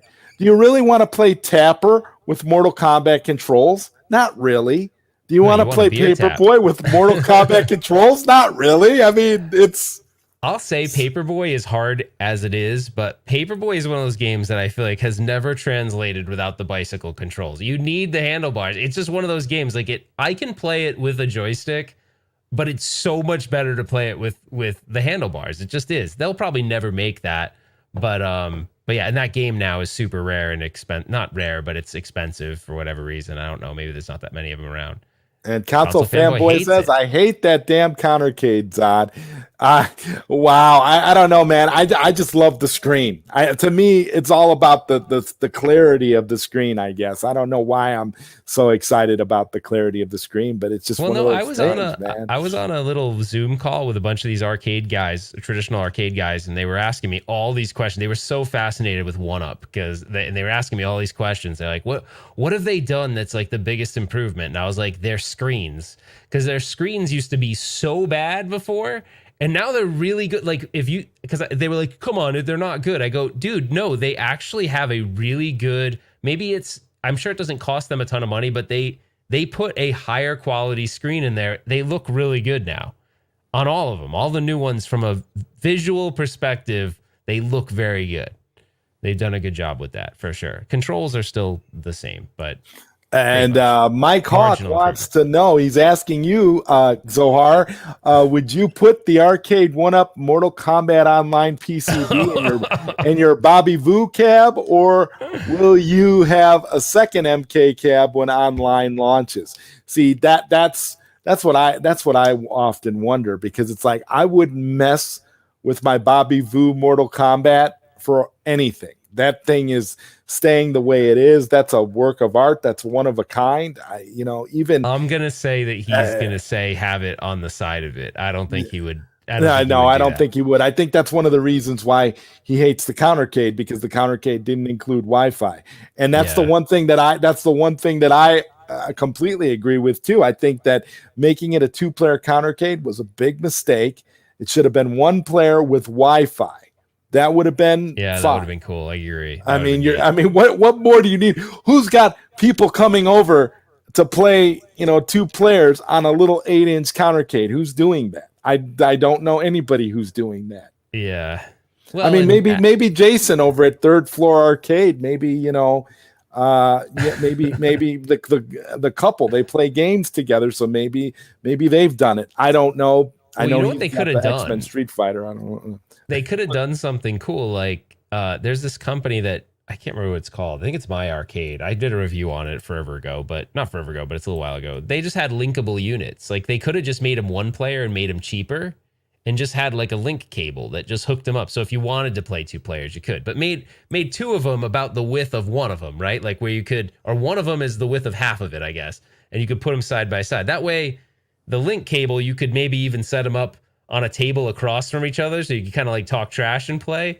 I'm sure they'll get there. They'll probably do that at some point. They're changing all the time. They're trying to figure it out, I think. So they just keep releasing different, iterations of the same thing, and see what sticks. But Well, I look at people and I say, because there's a lot of people that I know that got really into the II arcade. And I keep telling people that I know, I look at them and I say, the II arcade is actually a console cosplaying as an arcade machine. So I look at that and I say, okay, well, to each his own. I know some of you guys think it's a great cab. You guys love it, whatever. But to me, it's a console. It doesn't have that arcade feel to me. And I guess that's just my opinion, but I don't know. I mean, how do you feel, Ralph? I mean, I've said before, I'm waiting on that Eggs Legacy cab. I mean, I have one, and I didn't play it for months and months and months. Oh no! Until Rastan just came out, because I love Rastan. Who doesn't love Rastan? Yeah, it's a cool game. The music is cool. It's hard as hell, but the music is cool, and I really enjoyed it. The problem is, like, it's like anything, right? When you have a hobby like this, if I didn't do YouTube, I'd game a lot more. That's the thing. Like, so sometimes I'm really conflicted because I'm like, man, I'm spending all this time filming this video, but not a lot of time enjoying my stuff. So that I think is that's the thing you get conflicted about when you start to do YouTube, because if you're our age, you have other responsibilities. So it's not like your primary objective is making videos. Like, you can't do that. So if your spare time, you're doing that, and then you still have to manage family and kids and everything else. If there's one thing that I hate about being a content creator, is I don't have as much time to play with the fun stuff that I have. Like, I would love to be able, like, that's why I think I'm going to try to change my strategy up a little bit. Publish less videos, enjoy my stuff more. And you know what? The people that enjoy the channel will still watch. They just won't get as much content because I want to be able to enjoy this stuff. So anyway. That's the thing with anything. Well, Console Fanboy says, my Bobby Vu will never be touched, will never be sold. In fact, when I die, I'm getting buried with it. So that answers the question about what the situation is when the Wi-Fi Mortal Kombat comes out, because I think a lot of us will just have, the additional Mortal Kombat off to the side just to be able to play online. But I don't know. For me, I've never been one of those people where I felt like online play was really necessary. I just want to be able to play these games the way they were meant to be played. And I love, that there's more and more options to actually get that authentic feel. And the point that you've made about being a content creator and not spending as much time playing your games, playing all these great arcades that you have. I mean, you're going to eventually be done with your Killer Instinct. And when you are done with your Killer Instinct, you're going to want to play Killer Instinct a lot more, right? Or is it actually that is one that I don't know if you know this guy. He was probably in what I would call the wave one of YouTube content creators for Arcade 1-Up. He was one of the original guys. It's Killer Arcade Games. He's a super Killer Instinct fan. And he's like, I want to buy it. And I actually want to sell it. I want to sell it to him because he's been looking for it all his life. It's his favorite arcade game. But knowing that I'm going to sell it to someone that's a hardcore fan, there's a couple things I want to still do to it that I wouldn't have done if I was keeping it. Like, there's certain little details that I'm super anal about that I'm like, I could live with that. But if I know he's going to get it, I want to make sure I clean it up real good. You're about to make a dream come true. That's fantastic. I don't know. Well, he's even saying he'll drive. Ralph. We'll see. I don't charge overpriced games. I charge for like what's reasonable. I didn't sell my RI Arcade. I did post it, but I don't know. It's weird. Ever since Rastan came out, I kind of got all back into it again, but I don't play. It's the only game I play. I don't play anything else on it. I don't have interest in any of the other games, really. Come on, man. Aren't you looking forward to Eggs 2, Pepper and Egg? You want to know something crazy about Eggs? Dude, Eggs is a super rare original arcade cabinet that goes for like $2,000. If you try to buy an Eggs, they're like super rare. I mean, it's not rare because the game's good. I guess it's rare because like there's just not a lot of them out there, I guess. Well, I looked it up for Rainwater because Rainwater was getting so much crap about Eggs. I'm like, dude, I'm going to find out how much an Eggs cost. And I looked it up and I was like, holy crap, an Eggs is like $2,000. I want an Eggs Arcade Legacy cab. That's what I want. I mean, they need to do a Legacy cab for Eggs and then I'll be impressed. I'll be like, yes. What would they put on it with Eggs, though? What other games would you put with Eggs? Pepper and egg, green eggs and ham. Is that a game? Is that those are what I imagine the sequels being. Pepper and egg, right. Green eggs and ham. But it's funny to me because I look at that, and that's why I always say, yeah, it feels more like a console to me because it can do a lot of things and it can play a lot of games that you can play on your computer or you can play on your PlayStation or your Switch or whatever. And I feel like if I'm going to play games that I can play on my PlayStation on an II arcade, then why not just play them on my PlayStation? You know what I mean? It's kind of like we talked about how, space is at a premium. Do I need to buy another cabinet to be able to play what's that game? Mayhem. What's it called? It came out for the Mayhem Brawlers or something. Mayhem like that. Brawlers. Yeah, it came out and it's been on the PC. It's been on the PlayStation for a long time now. You can play on Xbox, I think. I mean, I don't get the draw. I kind of wonder what's the advantage of playing it on an II arcade? I think the II arcade is like, if I had to compare it to something, it's like a boutique hotel. It's like you're not getting all the luxuries of a regular hotel, but it's still nice. Like it's nice, but you're like, I really wish we stayed at a nicer hotel, but I get all the things I want here. It's a little bit more personable. Like you go to a boutique hotel, it's smaller, it's more personable. They treat you a little nicer sometimes. Here's the custom-made soap. Yeah, like seriously though, Zhang is like the guy that greets you at the boutique hotel. He's like, "Hey, you come down at 10. That's perfect. Come down at 10 and you can have cookies in the lobby." And you're like, "Oh, really?" Like, "Yeah, we freshly cooked them for you." I don't know. Just for you, my good friend. Okay. And I actually like IA Arcade's business. What their idea behind it is cool.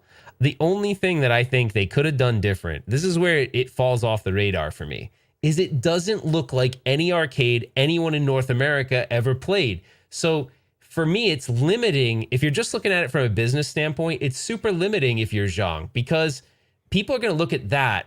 Unfortunately, this is the truth. They're going to look at that and go, that doesn't look like anything I've ever played. And then they're going to look at like an At Games or maybe an At Games or some kind of like arcade one-up cabinet that looks like more like maybe not an At Games. Yeah. And they're gonna go, wow, that looks like kind of what I remember. Right. And maybe it's skinned with artwork they remember, but like the it just looks funny. Like it didn't. Actually, it's really funny because Justin was like completely. Justin has this way of like saying things, which he reminds me of Sheldon from Big Bang Theory. If you've ever watched that show, yeah, Sheldon will say the shit that like. That you're like, wow, that's what people think, but they don't say. And Justin went up to the IA arcade booth. It was like the first thing he said, and it was Zhang. He's like, did you guys not look at this, show anyone this when you made it? It looked really bad before, though. Have you ever seen the old one? I saw the original old prototype. It looked like marble. Yeah, so we saw that, and I'm telling you, I'm not joking with you, Zod. When we saw it, I was ready to leave. I'm like, dude, this thing looks so bad. They were super unorganized. No one knew what was going on. I'm like, well, let's just get out of here. One guy was eating in the corner. He wasn't paying attention. I was like, let's just leave. But then Zhang came up to us, and he was super passionate about it. He's like, no, you got to see this. Have you ever played modern games on an arcade system before? He's like, you have to do this. So he was the reason why we stayed. But Justin like straight insulted him the first 2 minutes. He's like, this thing's super ugly. You know that, right? Like he said that. And it didn't get much better. And I think that's the limiting factor for IA Arcade. It doesn't look enough like what people remember, but maybe they don't care. And this is the thing I don't know. I don't know Zhang well enough. Maybe they want to appeal to a different audience that doesn't care about the nostalgia and really sees... because it has all these specs where it can play modern stuff, so it's trying to appeal maybe to a more modern audience. And Mike says IA Arcade will continue to be digging out of a hole until they launch an IA Arcade console to expand their user base. And that right there, I think hits it on the head. What was the comment? I don't know what was it? IA Arcade will continue to be digging out of a hole until they launch an IA Arcade console to expand the user base. That's what I think. I think it would have been better off as a console. Maybe it would have. Maybe it would have. Why not make a complimentary console though? Actually, C Marvel 360 says maybe that's the point of IA Arcade. Wait for a game to release that you want to play. Before you know it, over time you have a huge selection of top games that you love.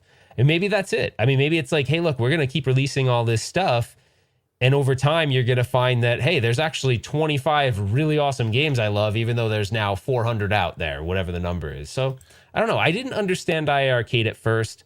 I get the business model. I just think for them, if you can get over the looks part of it, I'm gonna go off on a tangent really quick.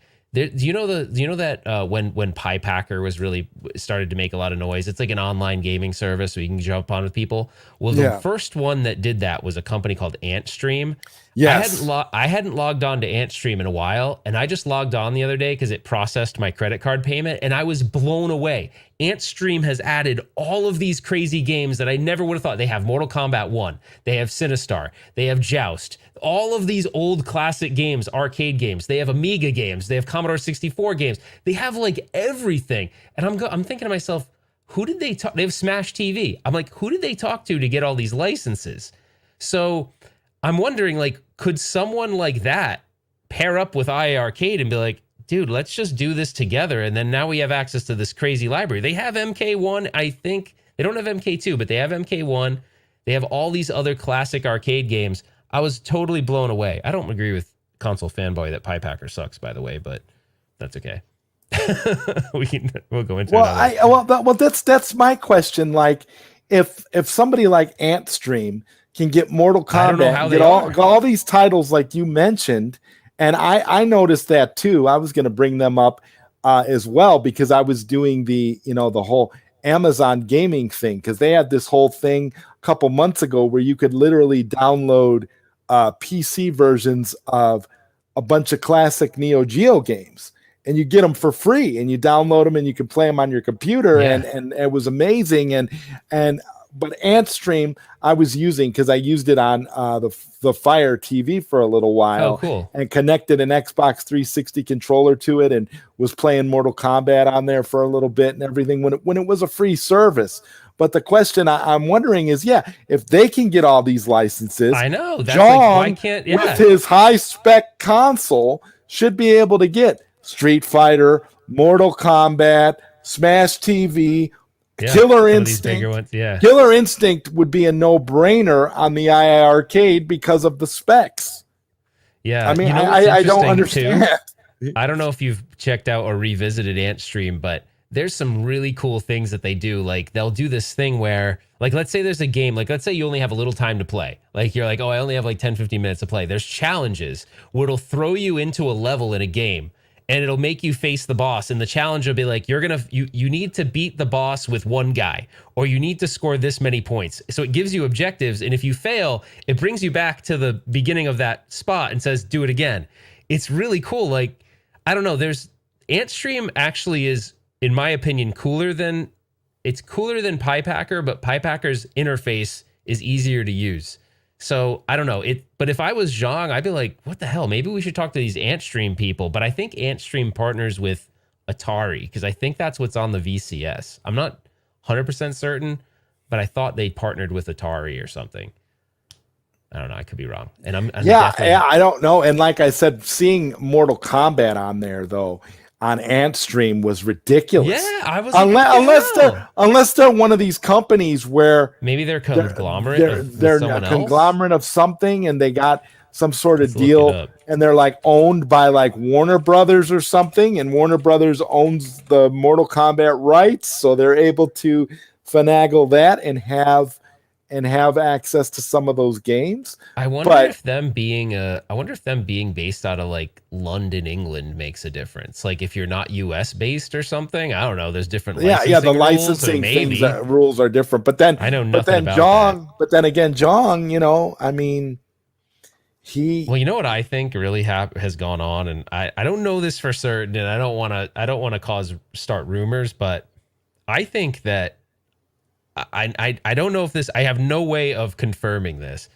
I think that Arcade 1UP has figured out how to be the sole rights holder on some of these things, where like they've they've negotiated with some of these the licensors to say, we're your primary arcade company that you work with, and if someone else wants to license it, there has to be like a joint agreement. I think they've done something like that because there's been weird hints in the past where it makes it seem like IA Arcade had to talk to Arcade 1-Up to get a license. Like they were working together. Like it's not public, but you can kind of see there's some kind of weird stuff going on there. And again, I have no idea if that's true. Could be total bullshit. But I just feel like maybe Arcade 1-Up is a partner with IA Arcade at this point. I think they actually are. Like, I think there's parts where Zhang wants something that basically John D has access to, and so they make an agreement, and there's like a joint agreement where Arcade 1-Up makes some money too. I could be wrong, but well, if IA Arcade suddenly gets the Capcom license, and you start to see X-Men versus Street Fighter and all these other games pop up, on there at some point. I think that'll be a telltale sign, right? Because all these Capcom cabinets are coming out through Arcade 1-Up. I mean, think about it. Maybe that's why they don't want. Yeah, maybe that's why they don't want IA Arcade to have any of these licenses, because they're trying to sell, these, the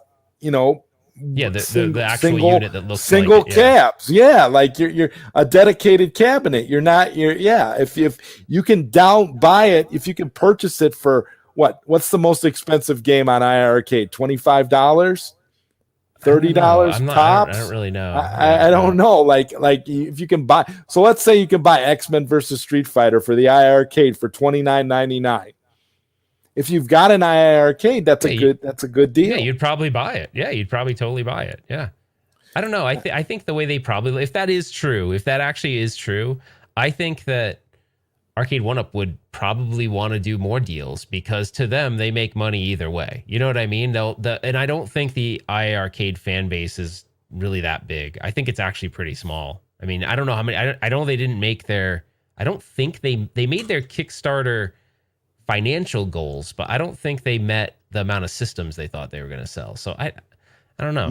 Maybe that's why we haven't gotten an IA Arcade partner console like we were talking about earlier. Like that makes sense. I never thought of that till you said it. It kind of makes sense that they would have like a set-top box version of their system that you could play with because think about it, all their games, it's a 6-button layout. You could totally do that with just like an Xbox controller, or they could partner with someone to make it. It could be kind of cool, because I was actually thinking about taking the IA Arcade apart and streaming with it, just having just the console part, and I would just stream with it to play the games. You know what I mean? And not have the whole cabinet. So I just make it a Pandora's box, basically. I haven't seen anybody hack it and make use of the technology. Yeah. I mean, I think there's such a small fan base that there isn't like a huge, and plus I think hacking it kind of defeats the purpose of it, unless you could do both, where you still have access to the store and you could hack it. Because I think Jong didn't even I don't even think there's a USB port on it. There's like no way to you'd have to actually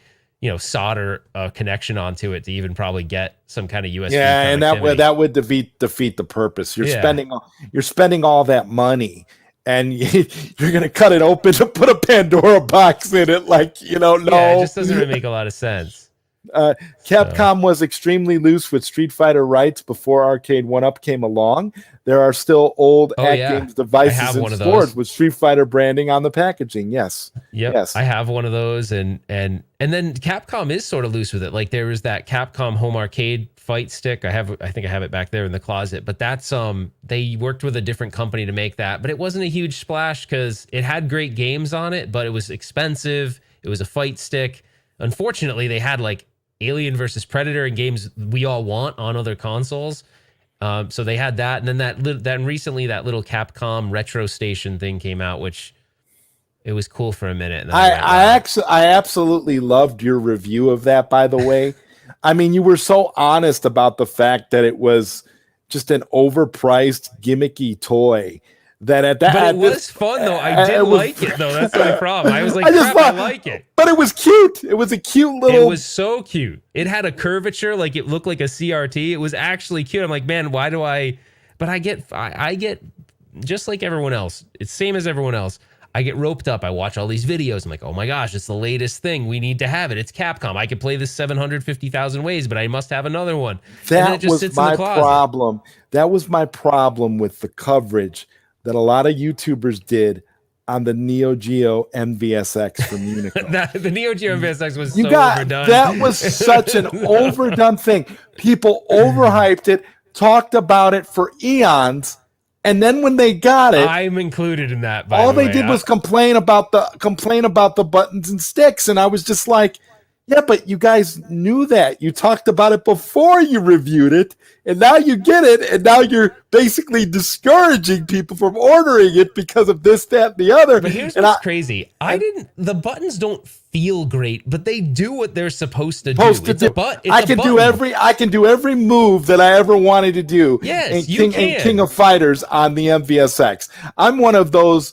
I consider myself to be an MVSX fan because I absolutely love that machine. Like for me, I loved the big red Neo Geo growing up. So I just love having that aesthetic, and I love the fact that it came with like 50 games, and then when the Hilo hack came out, it was just like, my God, you're looking at something that's absolutely brilliant. You don't have to put a pie in it. You don't have to crack it open. You don't have to do anything.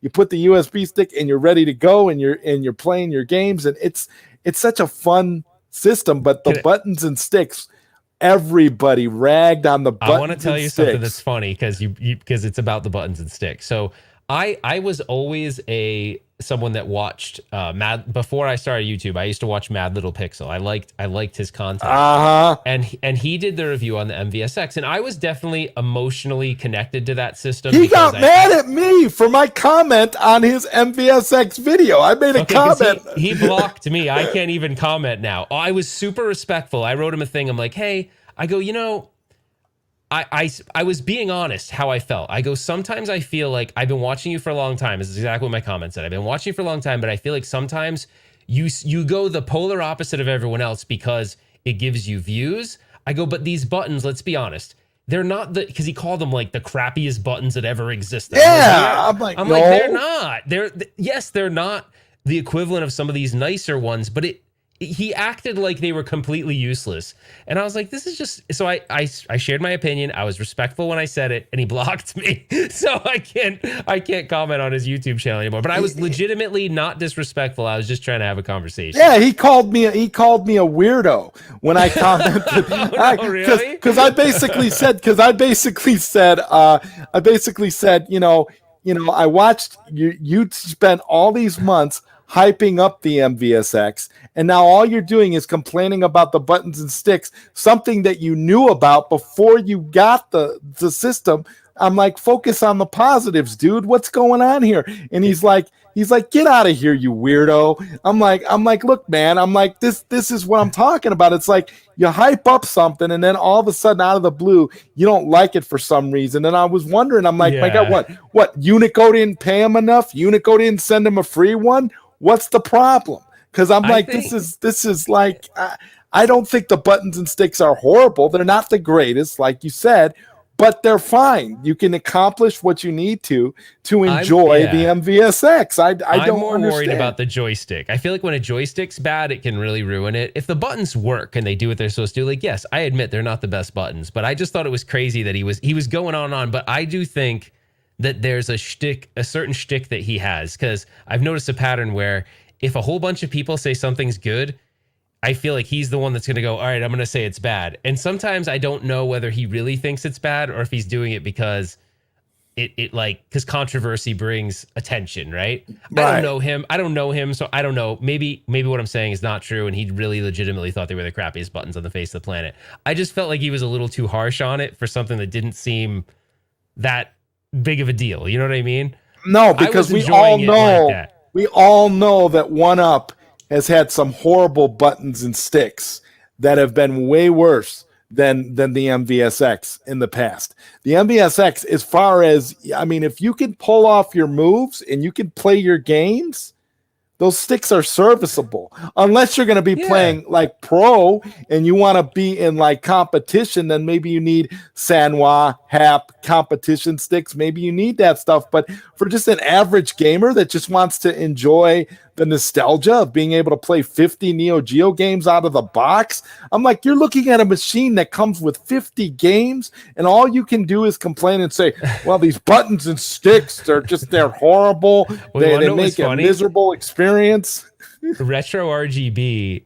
So there's a guy, Retro RGB, has a YouTube channel. He covers like a lot of the very high end retro gaming stuff. Like, how do I best connect my Sega Genesis to a CRT? And he'll show you the best way to do it. It's a really cool channel, actually, if you're into like the high end stuff on retro gaming. He also does low end stuff too, but he made he's friends with like this professional gamer who did a lot of Neo Geo stuff. So in his review of the Neo Geo MVSX, he invited him over, and the guy was pulling off all these crazy moves on King of Fighters and all the other games on there. And I had to laugh a little bit because I'm like, dude, the guy is like 50 billion times better than me. And he says, yeah, they're not the best buttons, but he's like, it's not at all affecting my ability to play these games. No, you know what I mean? So it's just one of those things. No, I'm gonna give you credit here because it was because of your review of the At Games Legends Gamer Pro that when I got a chance to get one of those, and I got it on a clearance at my local Walmart. Now tell me if this was a good price, for $45. Oh wow, yeah, that's a great price clearance for the Gamer Pro, yeah. For the Gamer Pro. Now this, and I wouldn't have bought it for any other reason but the fact that it was on clearance, and your review was so amazing. I was like, and I seen you running with it with the swimming pool. I'm like, listen, I'm gonna get this. And I knew all about coin ops and the sauce and all that. So I was like, you know what, I'm gonna get this. I'm gonna get coin ops and I'm gonna do it. And then when you like tested it out and you actually admitted that, God, these buttons and sticks, they're really good. They're not, they're great. They're not bad. Like, what is this? Like, it's an At Games product. There's still an issue with that product that they still haven't addressed, and I don't understand why. And maybe it's because no one uses it. All of those arcade net games, almost all of them, the buttons are mapped all crazy. Like if you're playing Metal Slug, you gotta send your pinky on a mission to go hit the grenade button. And like, this doesn't feel right. But they don't, at least they didn't. I don't know. It might have changed now. In Arcade Net, you couldn't remap anything. So I was like, what the hell? Like, so basically to me, that negated the value. It was like, all right, well, Arcade Net's not worth anything to me. If I can't fix these games to have them run right, like you know what I mean? Like, it was just weird. Well, honestly, I was like, there's a lot of me trying to be funny during that video. So like some of it I'm being serious and some of it I'm just like doing it because it's fun to bust on them a little bit. But no, that product actually, with a little bit of, if you get it at a good price, it's actually not bad. At $45, I felt like I got a hell of a deal, so I wasn't complaining. But the Rexer Show says Mad Little Pixel hates on everything except the At Games and the Legends Ultimate and the pinball. And here's the funny part.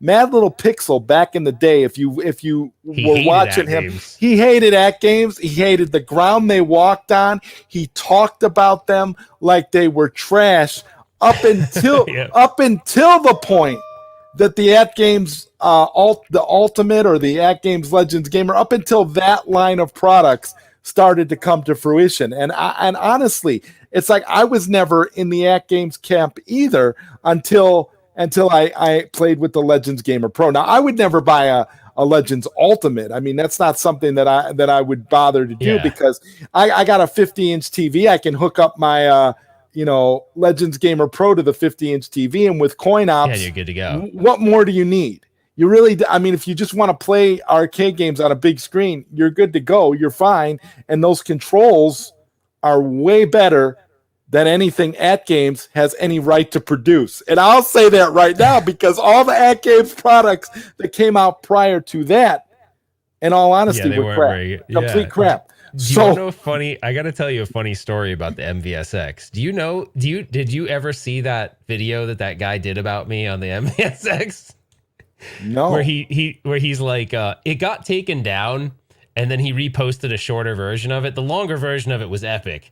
He's basically calling me it's really epic. He calls me a shill. He says this guy can smell his own farts and his farts don't smell, and he's getting paid by Unico he goes on and on. He's a really angry guy though. Like the guy is like, if you watch all of his other content, he's just like cussing every other word. He's super angry. But to me, it made me laugh because I was like, wow, this guy, because he was saying I was getting paid by MVSX. And you want to know the funniest thing about the Unico when I got it? I had to pay to ship it to the next guy. And I had, so I was like, I didn't get paid. Number one, I didn't even get paid anything. And then I actually lost money because I had to pay to ship it to the next YouTuber. So it's just funny. You know, it's just funny the things like, just like your video, you have to ship it? Didn't you have to ship it to Mad Little Pixel? I don't think so. No, mine went to, I think I shipped mine to Justin, actually. I think it went to Justin. I'm pretty sure. Oh, I didn't ship it. I don't know who's went to Mad Little Pixel, but supposedly there's some controversy around that too, but I don't want to bring that up. But there's some weirdness about the, I do appreciate that, Ralph. I don't know what. I think I sent it to Justin. I'm pretty sure. Okay. He'll let me know. I thought I remembered hearing you say something about having to send it to Mad Little Pixel. No. I didn't. On one of your videos. No, I think I was saying it would be funny if I had to send it to him, but I didn't. Mine didn't go to him. I don't know where his came from. Yeah. Okay, I don't know where mine actually ended up though. And that was the one. That was the one that everybody was signing, right? I have no idea where that ended up. I don't know if that ended up going to someone or. And I think that's the one Joe Sabo put the McDonald's marquee on it because there used to be that two cart. Or maybe it was a single cart. That one that used to be in McDonald's. They used to have a Neo Geo in McDonald's. Yeah. No, it wasn't Cool Toy. I didn't send it to Cool Toy. And I remember you. And I remember you saying something. I kept waiting for you to do a video about how to put a pie in the MVSX. I kept waiting for that video, and it never came. And I was like, I thought Ralph was going to open this up and put a pie in it. Well, I did open it up, but Justin, I was talking with Justin at the time. I'm like, dude, I really want to open it up, and like that was the stipulation that you can't open it up. So of course I opened it, but didn't open it on camera because I wanted to see was there anything. I mean, most of these systems are all the same. They look the same inside. There's a PCB and there's an encoder board, and it's not that cool. But I wanted to see if we could mod it easily. But there's really no point in modding it with 50 games on it. If you're a Neo Geo fan, then you're probably buying it for the Neo Geo games. And you got all those games, and then if you get the Hilo hack, you're good. You're straight. Yeah, you're good. Console Fanboy says he's 1999 super chat. Thank you, Zohar. Love you, bro. He says, realize something. I brought John D back to the community with the Big Blue. I gave life to Rev as a common. People are talking about eggs because of me. Rexer even used one of my jokes. I am this community. I am never leaving. I agree. I agree with you, Zohar. You are never leaving, man. You're not going nowhere. You can't YouTube, go anywhere. Do you believe him? If he says, Zod, I'm stopping YouTube, do you believe that for even a second? Ralph, me and Zohar have been floating this idea back and forth of doing an II Arcade weekly show. and at one point I was like we would joke about it and we would go back and forth, and at one point we had like a serious talk about possibly doing it, and it's one of those things where would be like, I kept telling him, Zohar, this would be the funniest show on YouTube, period. It would go viral because it would be amazing because people already know how you and I feel about the arcade.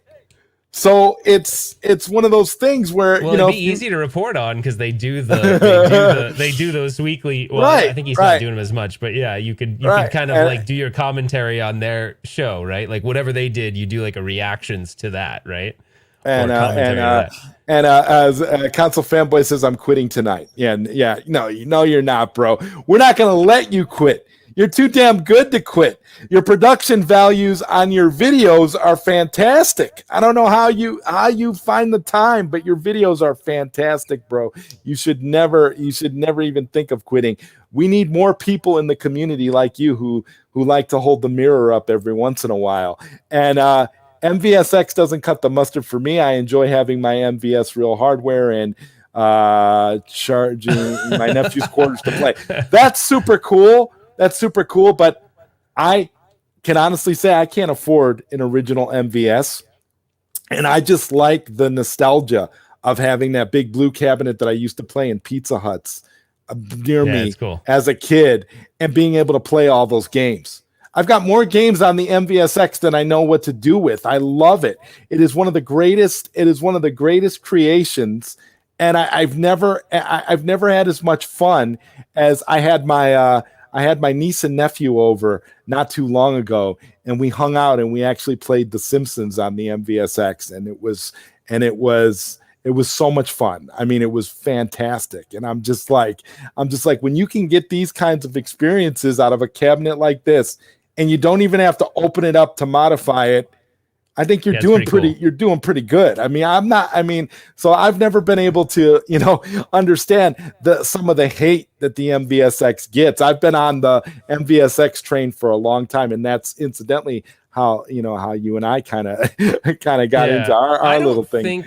The only thing I think is weird is Unico is kind of a weird company. Like, you start looking at who is Unico. I feel like no one really works for Unico full time. Like, it seems like most of the people that work there are kind of like these people that contract for them. So I don't really see them coming out. Like, I see them as like, hey, they released a product. Maybe they'll release a couple more, but I don't think you're going to see them be this like, oh, we're going to release new cabinets. Where they're going to try to compete with Arcade 1UP. I don't think anybody is trying to compete with Arcade 1UP, because I feel like if anybody was actually trying to compete with them, we would have seen a major competitor right now. Like a licensing thing. I think John Diaz has it on lock. Yeah, at one point I thought it was going to be at Games, because when they started doing what they were doing and they're putting out some competent equipment, and honestly their controls are better than 1UP, to be sure.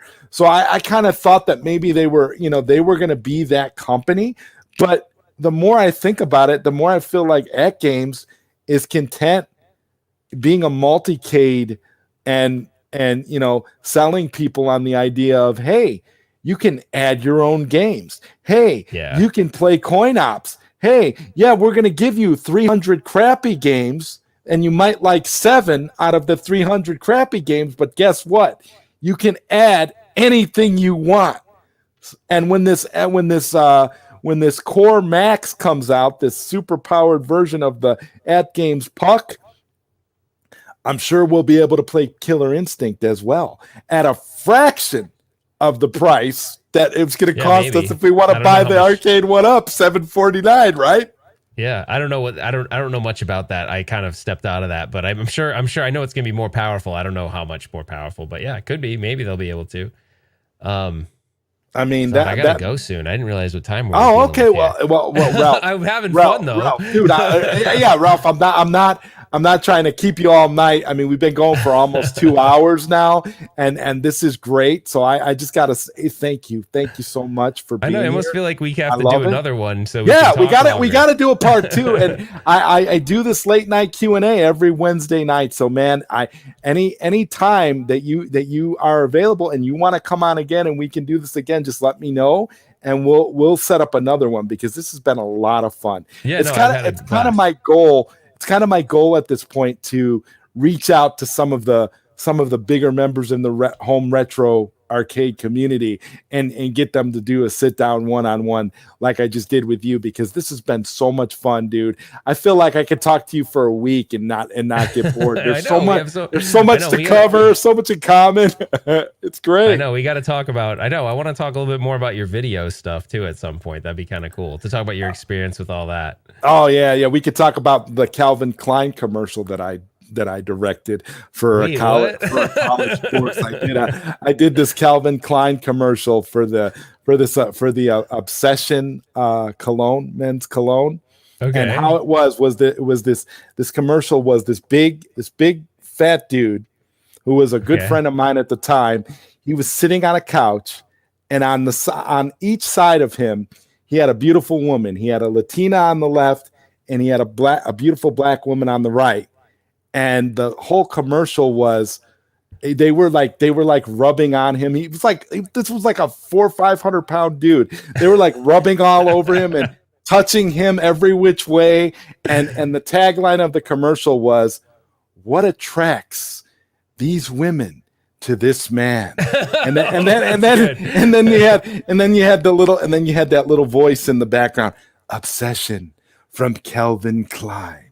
And then I did like a close up on the bottle, like floating in space. I have a feeling this commercial wouldn't fly nowadays. I've got the right? commercial. I've got the commercial on a VHS tape, and I've been thinking about possibly converting it to digital and maybe uploading it to my YouTube channel, because I honestly feel like it was a fantastic commercial. It was a project. It wasn't actually released, right? No.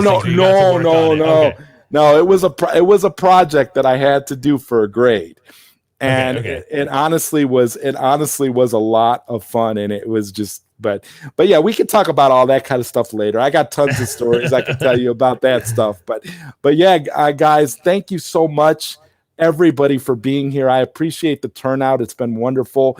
Thank you, Retro Ralph. You are awesome, thanks for man. Having me, man. This was fun. I'm just so glad that we were able to like completely,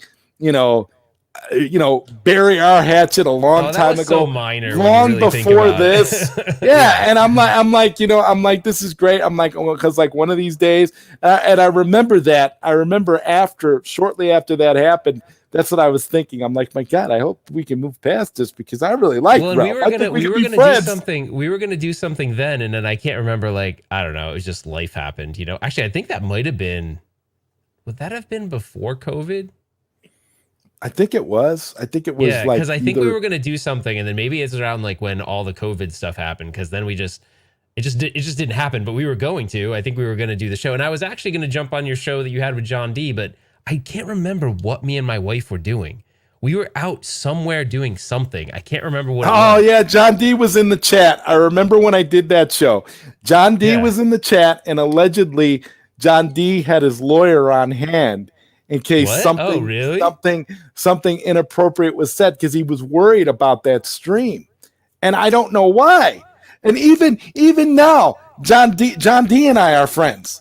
Yeah. So there's like no issues whatsoever. Everybody is like cool. It's like it was like at that time I was upset because of some things that I didn't fully grasp. I didn't fully understand. And once I, got the details and learned, more and more about it, and, heard, the different sides and everything, I was happy with what I heard. And I was just more and more willing to just let it all go. But I remember when I did that stream, I had all this venom and anger, and people were there. I think it's still my most watched YouTube video to this day. I think people but I mean, we covered a lot of ground, and John D was in the chat, and he said a lot of things, and we all, everybody really talked. And I think I had who did I have on? Who was on? I think it was God, who did I have on?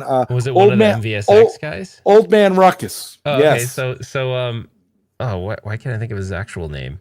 I always call him that. I can't think of his real name.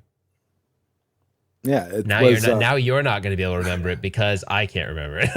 Yeah. We're at the point right now where we can. Bill. Yeah, Bill. Bill. And I remember, I mean, I'm friends with Neil Severa too, and I'm friends with all those guys. I love I love Hilo saying Bill and everything. Bill is a wonderful guy, and everybody. I mean, and he basically came on that night and made sense of everything, and basically talked me down. And by the time I got done talking to Bill, everything was clear to me. And I'm like, oh, okay, well, this all makes sense now. Okay, cool. Well, then I have no reason. I can't be mad at Ralph or John D. Everything's Bill's cool. a great guy. He's doing a lot of cool. I really hope he's successful. Like, he's doing a lot of cool stuff, like trying to revive. Yeah. He's actually making his own games. He's trying to revive some retro titles. So I think he's doing it pretty much. I mean, he has a couple people that work for him. I know Gunther Vincent works for him and a part-time. And I think Mark Twig, the guy I was talking about who introduced me to Baby Pack, works for him too. But he's trying to do some cool stuff, and he's trying to go at it all by himself pretty much. And I think he stopped doing whatever he was doing for a day job, and he's committed 100% to this. So that's a pretty big. Yeah. Bill is on board with a lot of stuff. Console Kits. What's up? Justin says, here's something interesting. When Unico sent me the Blood ROM, I sent it to the Hilo team. Wow. Well, see, Justin, I always knew you were cool. That's why I never mentioned you in any of the stuff that I was talking about at the time. I was like, I'm not going to touch Justin. I remember that was a question, like you had wondered why, you probably had wondered at that time, like, why was I singled out? Justin wasn't brought up at all. Like, no, that's usually how it works. I take the brunt of it, so it's all good. but it is all good, man. And like I said, really is. This was so fun, dude. I love this. I love this so much, and I feel so like happy and glad that we could come here and just have such a great conversation. And I hope we have many more, Ralph. This was I know what wonderful. we're gonna do. The next one, we're gonna make a rule that we actually can't talk about arcade gaming at all. That'd be fine. It's gonna be a life one. We're not gonna talk about that would be so much fun. Yeah, I think we can do that. Yeah, we could totally do that. That would be totally great. Plus, and you grew up where? Chicago? I'm in Illinois. And okay. I grew up in the Chicago area. Okay. So I've been here my whole life. Like in general, what kind of pizza we like in general is an interesting one, because I'm East Coast and you're Central. So stuffed pizza. Chicago pizza is stuffed pizza, and I think on the East Coast it's deep dish, right? No, East Coast would be like the floppy. We have like the floppy. Yeah. The New York thin crust. Yes, yep. I know what you're talking about. The Brooklyn, the Brooklyn your specials. Average gamers here. We just woke your average gamer up because he doesn't like the deep dish stuff. I don't really either, but I can eat it and appreciate it. But I'm definitely more of the floppy, greasy pizza guy. And Stringer Films. Oh, thank you for being here, Stringer Films. You are a brilliant filmmaker, dude. Keep up the great work. With the $2 super chat, he says, "Here's $2 more." Thank you so much. I appreciate that. Unfortunately, this is all I have. This is all I have to give you right now. Oh, Rainwater Games woke up too. He says he's hungry. Oh yeah. Well, pizza sounds good right about now. So yeah, if you come to Chicago, it's about stuffed pizza, and in the East Coast, it's the deep dish, right? It's the deep dish, right? You like no. This is like stuffed crust, where they. Oh, but you don't like deep dish? Oh, I love deep dish, but I'm just saying that the main Chicago pizza is the stuffed. I don't know. I have never been able to reproduce the like the big, what do you call it? The deep dish anywhere else but Chicago. Like, you don't see a lot of places popping up in other places that say, "Hey, here's deep dish pizza in like the middle of the country," or somewhere where it's not. I don't know. I actually enjoyed it, but I would be willing to try it again. I think I had it because my dad used to live in Illinois in around the Naperville area. It was like near Aurora. Ah, yes. Okay. Near Aurora or something. I know where that's at. He took me, I remember he was all excited to take me there. He's like, "We're going to go to the original Pizzeria Uno." And I don't know where it was. It was probably downtown or something. And I had it for the first time. And as a kid, I was like, "Oh my gosh." Like, I remember eating one slice being like, "Oh," like so full. But I don't know. Anyway, I don't want to, your average gamer will get upset if I talk say too many nice things about deep dish pizza, because him and I are really more on the New York style pizza train, so I don't want to upset him. Well, here's the thing. Here's another thing about pizza that we can agree with, Ralph. No ranch dressing on your pepperoni pizza. Jesus, what is wrong with people? Come on, dude. It's a West Coast thing. I moved to the West Coast and people were like swimming in ranch dressing. It was like the cool thing to do. Like, you dipped everything in it. I don't know when I moved to California, everyone was dipping shit in ranch dressing. I don't know what happened. Oh my God, dude. I just can't do it. I love my pepperoni pizza, and I can't imagine dipping it in. It kind of ruins ranch it. Sauce. Yeah, it dilutes the great taste of the pizza. And Rainwater Games says, as long as it has pineapple, well, to each his own, I guess. No, is he saying as long as it doesn't have pineapple? As long as it has all the pineapple. Pizzas, As long as it has pineapple. He likes then pineapple. he's off in some other weird group of people. Like he's off in some weird And group Igor makes an excellent point here. No ranch on pizza unless it's a barbecue pie.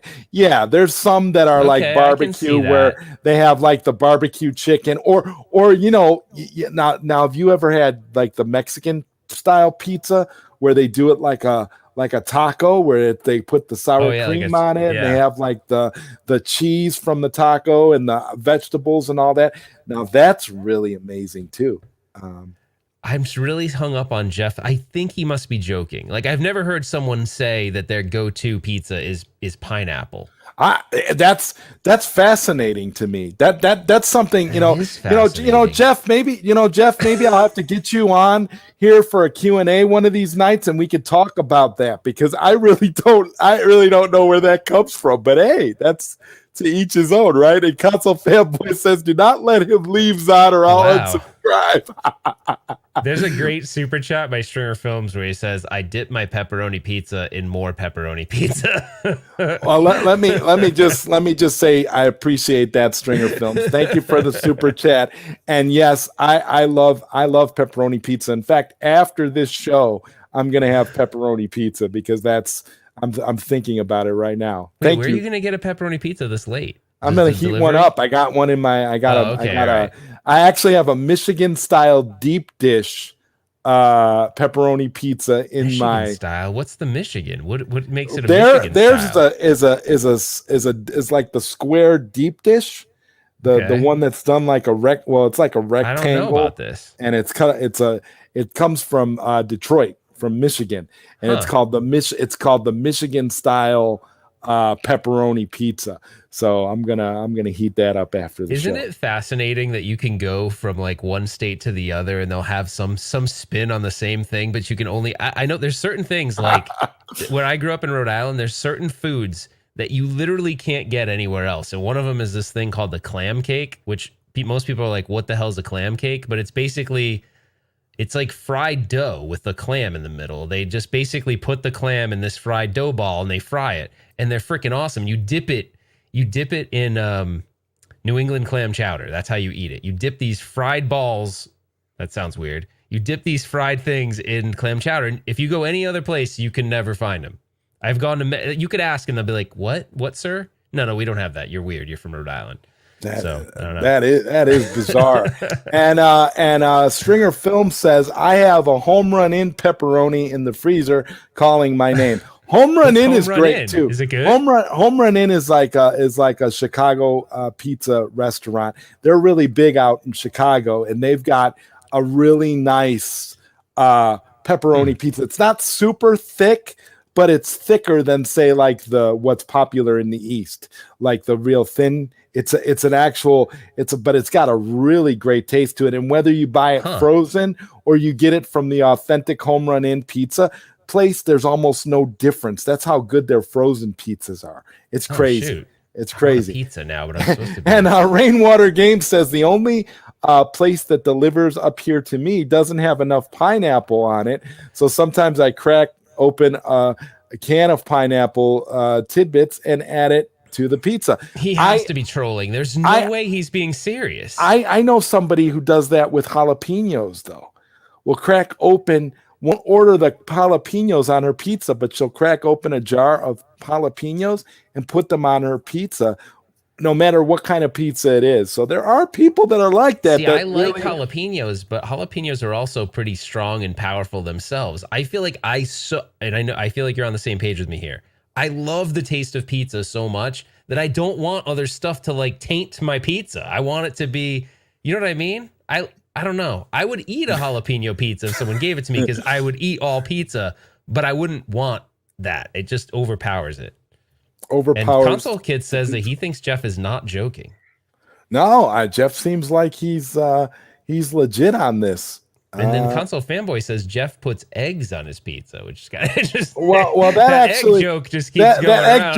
That egg joke is the gift that keeps on giving. I mean, I don't know how many times in your chats I've said Egg's legacy cat, and it never goes anywhere. People just, but it's the truth. It's like they might as well at this point. That's what I want Jong to do. If he wants me to buy an arcade, he needs to come out with an Eggs Legacy can. I don't know, but if that's gonna happen. That's where we are. Eggs is internet gold, indeed. All right, Zod, I got it for this. There's one critical piece. I am going to pee my pants, so I actually do have to go. But and I'm gonna pee my pants. I don't want to go though. Don't pee in your pants because you don't have that. What was that thing we were talking about before? Stadium Pal. The Stadium Pal thing. Yeah, you don't have one of those, and I don't either. And I've got to pee as well, so I'm with you 100% on that. So with that, I'm gonna say thank you, Retro Ralph. Thank you to the generous chat. Thank you everyone for being here and for all your super chats and stuff. It's been wonderful, and I will see you guys next time.